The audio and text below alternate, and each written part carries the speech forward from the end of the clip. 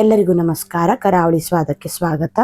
ಇವತ್ತಿನ ವಿಡಿಯೋದಲ್ಲಿ ಯುಗಾದಿ ಹಬ್ಬಕ್ಕೆ ಮಾಡುವಂತಹ ಕೆಲವೊಂದು ರೆಸಿಪಿನ ಮಾಡಿ ತೋರಿಸ್ತಾ ಇದ್ದೀನಿ. ತುಂಬಾ ಸುಲಭದಲ್ಲಿ ಮಾಡ್ಕೊಳ್ಬಹುದು. ಮೊದಲಿಗೆ ಶಾವಿಗೆ ಪಾಯಸನ ಹೇಗೆ ಮಾಡೋದಂತ ತೋರಿಸ್ಕೊಡ್ತಾ ಇದ್ದೀನಿ. ಎಷ್ಟೇ ಹೊತ್ತಿಟ್ಟರೂ ಗಟ್ಟಿ ಆಗಲ್ಲ, ತುಂಬಾ ಸುಲಭದಲ್ಲಿ ಮಾಡ್ಕೊಳ್ಬಹುದು. ಬನ್ನಿ ಈ ರುಚಿಯಾದ ಶಾವಿಗೆ ಪಾಯಸನ ಹೇಗೆ ಮಾಡೋದಂತ ನೋಡೋಣ. ಮೊದಲಿಗೆ ಸ್ಟವ್ ಮೇಲೆ ಒಂದು ಕಡಾಯಿ ಇಟ್ಟು ಸ್ವಲ್ಪ ತುಪ್ಪ ಹಾಕ್ಕೊಳ್ತಾ ಇದ್ದೀನಿ. ಒಂದು 3ರಿಂದ 4 ಚಮಚ ಆಗುವಷ್ಟು ಹಾಕ್ಕೊಂಡಿದ್ದೀನಿ. ತುಪ್ಪ ಸ್ವಲ್ಪ ಬಿಸಿ ಆದಮೇಲೆ ಸ್ವಲ್ಪ ಗೋಡಂಬಿ ಮತ್ತು ಬಾದಾಮಿನ ಕಟ್ ಮಾಡಿ ಹಾಕ್ಕೊಂಡಿದ್ದೀನಿ. ಸ್ವಲ್ಪ ಇದನ್ನು ಕೆಂಪಗಾಗೋ ತನಕ ಹುರ್ಕೊಳ್ಳಿ. ಗ್ಯಾಸ್ನ ಕಡಿಮೆ ಉರಿಯಲ್ಲಿಟ್ಕೊಂಡು ಸ್ವಲ್ಪ ಕೆಂಪಗಾಗೋ ತನಕ ಹುರ್ಕೊಂಡು ನಂತರ ಇದಕ್ಕೆ ಸ್ವಲ್ಪ ಒಣ ದ್ರಾಕ್ಷಿನ ಹಾಕ್ಕೊಳ್ತಾ ಇದ್ದೀನಿ. ಒಣ ದ್ರಾಕ್ಷಿ ಸ್ವಲ್ಪ ಉಬ್ಬಿ ಬರೋ ತನಕ ಹುರ್ಕೊಳ್ಬೇಕು. ಡ್ರೈ ಫ್ರೂಟ್ಸ್ನ ಇಷ್ಟೇ ಹಾಕ್ಕೋಬೇಕಂತಿಲ್ಲ, ಸ್ವಲ್ಪ ಕಡಿಮೆ ಅಥವಾ ಜಾಸ್ತಿನೂ ಕೂಡ ಹಾಕ್ಕೊಳ್ಬಹುದು. ಜಾಸ್ತಿ ಹಾಕ್ಕೊಳ್ಳೋದ್ರಿಂದ ಪಾಯಸ ತಿನ್ನುವಾಗ ಬಾಯಿಗೆ ಅಲ್ಲಲ್ಲಿ ಸಿಕ್ಕಿ ಚೆನ್ನಾಗಿರುತ್ತೆ. ನೋಡಿ, ಈ ರೀತಿ ಡ್ರೈ ಫ್ರೂಟ್ಸ್ನೆಲ್ಲ ಚೆನ್ನಾಗಿ ಹುರ್ಕೊಂಡಾದ್ಮೇಲೆ ಇದನ್ನು ತೆಗೆದು ಒಂದು ಬೌಲಿಗೆ ಹಾಕಿಟ್ಕೊಳ್ತಾ ಇದ್ದೀನಿ. ನಂತರ ಇದೇ ತುಪ್ಪಕ್ಕೆ ಶಾವಿಗೆನ ಹಾಕ್ಕೊಳ್ಬೇಕು. ನಾನಿಲ್ಲಿ 1.5 ಕಪ್ ಆಗುವಷ್ಟು ಶಾವಿಗೆನ ಹಾಕ್ಕೊಳ್ತಾ ಇದ್ದೀನಿ. ಗ್ಯಾಸ್ನ ಕಡಿಮೆ ಉರಿಯಲ್ಲಿಟ್ಕೊಂಡು ಶಾವಿಗೆನ ಚೆನ್ನಾಗಿ ಹುರ್ಕೊಳ್ಬೇಕು. ಇನ್ನು ಸ್ವಲ್ಪ ತುಪ್ಪ ಬೇಕಿದ್ರೆ ಹಾಕ್ಕೊಂಡು ಶಾವಿಗೆನ ಚೆನ್ನಾಗಿ ಹುರ್ಕೊಳ್ಳಿ. ರೋಸ್ಟ್ ಆಗಿರೋ ಶಾವಿಗೆನ ತೊಗೊಂಡ್ರೆ ಜಾಸ್ತಿ ಹುರ್ಕೋಬೇಕಂತಿಲ್ಲ, ಸ್ವಲ್ಪ ಹುರ್ಕೊಂಡ್ರೆ ಸಾಕಾಗತ್ತೆ. ನೋಡಿ, ಈ ರೀತಿ ಸ್ವಲ್ಪ ಕೆಂಪಗಾಗಿ ಅಂದರೆ ಬಿಸ್ಕೆಟ್ ಕಲರ್ ಬರೋ ತನಕ ಇದನ್ನು ಹುರ್ಕೊಂಡು ನಂತರ ಇದಕ್ಕೆ ನೀರು ಹಾಕಿ ಬೇಯಿಸ್ಕೊಳ್ಬೇಕು. 2 ಕಪ್ ಆಗುವಷ್ಟು ಅಂದರೆ ಅರ್ಧ ಲೀಟ್ರ್ ಆಗುವಷ್ಟು ನೀರನ್ನು ಕುದಿಸಿ ಹಾಕ್ಕೊಂಡಿದ್ದೀನಿ. ತಣ್ಣೀರು ಹಾಕ್ಕೊಳ್ಳಿಕ್ಕೆ ಹೋಗಬೇಡಿ. ನೋಡಿ, ಈ ರೀತಿ ಕುದಿಯೋ ನೀರನ್ನೇ ಹಾಕ್ಕೊಳ್ಬೇಕು. ಜೊತೆಗೆ ನಾನಿಲ್ಲಿ ಒಂದು 5 ಆಗುವಷ್ಟು ಲವಂಗನ ಹಾಕಿ ಶಾವಿಗೆನ ಬೇಯಿಸ್ಕೊಳ್ತಾ ಇದ್ದೀನಿ. ಲವಂಗ ಹಾಕ್ಕೊಳ್ಳೋದ್ರಿಂದ ಒಳ್ಳೆ ಫ್ಲೇವರ್ ಬರುತ್ತೆ. ಶಾವಿಗೆನ ಚೆನ್ನಾಗಿ ಬೇಯಲಿಕ್ಕೆ ಬಿಡಿ. ಶಾವಿಗೆನ ತುಂಬ ಹೊತ್ತೇನು ಬೇಯಿಸ್ಕೋಬೇಕಂತಿಲ್ಲ, ಬೇಗ ಬೇಯುತ್ತೆ. ಒಂದು 3ರಿಂದ 4 ನಿಮಿಷ ಬೇಯಿಸ್ಕೊಂಡ್ರೆ ಸಾಕು. ಬೆಂದಿದೆ ಇಲ್ಲ ಅಂತ ಚೆಕ್ ಮಾಡಲಿಕ್ಕೆ 1 ಅಥವಾ 2 ಶಾವಿಗೆನ ನೋಡಿ ಈ ರೀತಿ ಬೆರಳಿಂದ ಕಟ್ ಮಾಡಿ ನೋಡಿ. ಇದು ಈಸಿಯಾಗಿ ಕಟ್ ಆಗ್ತಾ ಇದೆ ಅಂದರೆ ಶಾವಿಗೆ ಬೆಂದಿದೆ ಅಂತ. ಈ ರೀತಿ ಶಾವಿಗೆನ ಬೇಯಿಸ್ಕೊಂಡು ನಂತರ ಇದಕ್ಕೆ ಹಾಲು ಸೇರಿಸ್ಕೊಳ್ತಾ ಇದ್ದೀನಿ. ನಾನಿಲ್ಲಿ 1 ಲೀಟ್ರ್ ಆಗುವಷ್ಟು ಕಾಯಿಸಿ ಆರಿಸಿದ ಹಾಲನ್ನು ಹಾಕ್ಕೊಳ್ತಾ ಇದ್ದೀನಿ. ಹಾಲು ಹಾಕಿ ಚೆನ್ನಾಗಿ ಇದನ್ನು ಮಿಕ್ಸ್ ಮಾಡಿಕೊಂಡು ಕುದಿಲಿಕ್ಕೆ ಬಿಡಿ. ಶಾವಿಗೆ ಪಾಯಸ ಬೇಗ ಗಟ್ಟಿಯಾಗೋದ್ರಿಂದ ಹಾಲು ಸ್ವಲ್ಪ ಜಾಸ್ತಿ ಹಾಕಿ ನೋಡಿ ಈ ರೀತಿ ಸ್ವಲ್ಪ ತೆಳ್ಳಗೆ ಮಾಡ್ಕೊಳ್ಬೇಕು.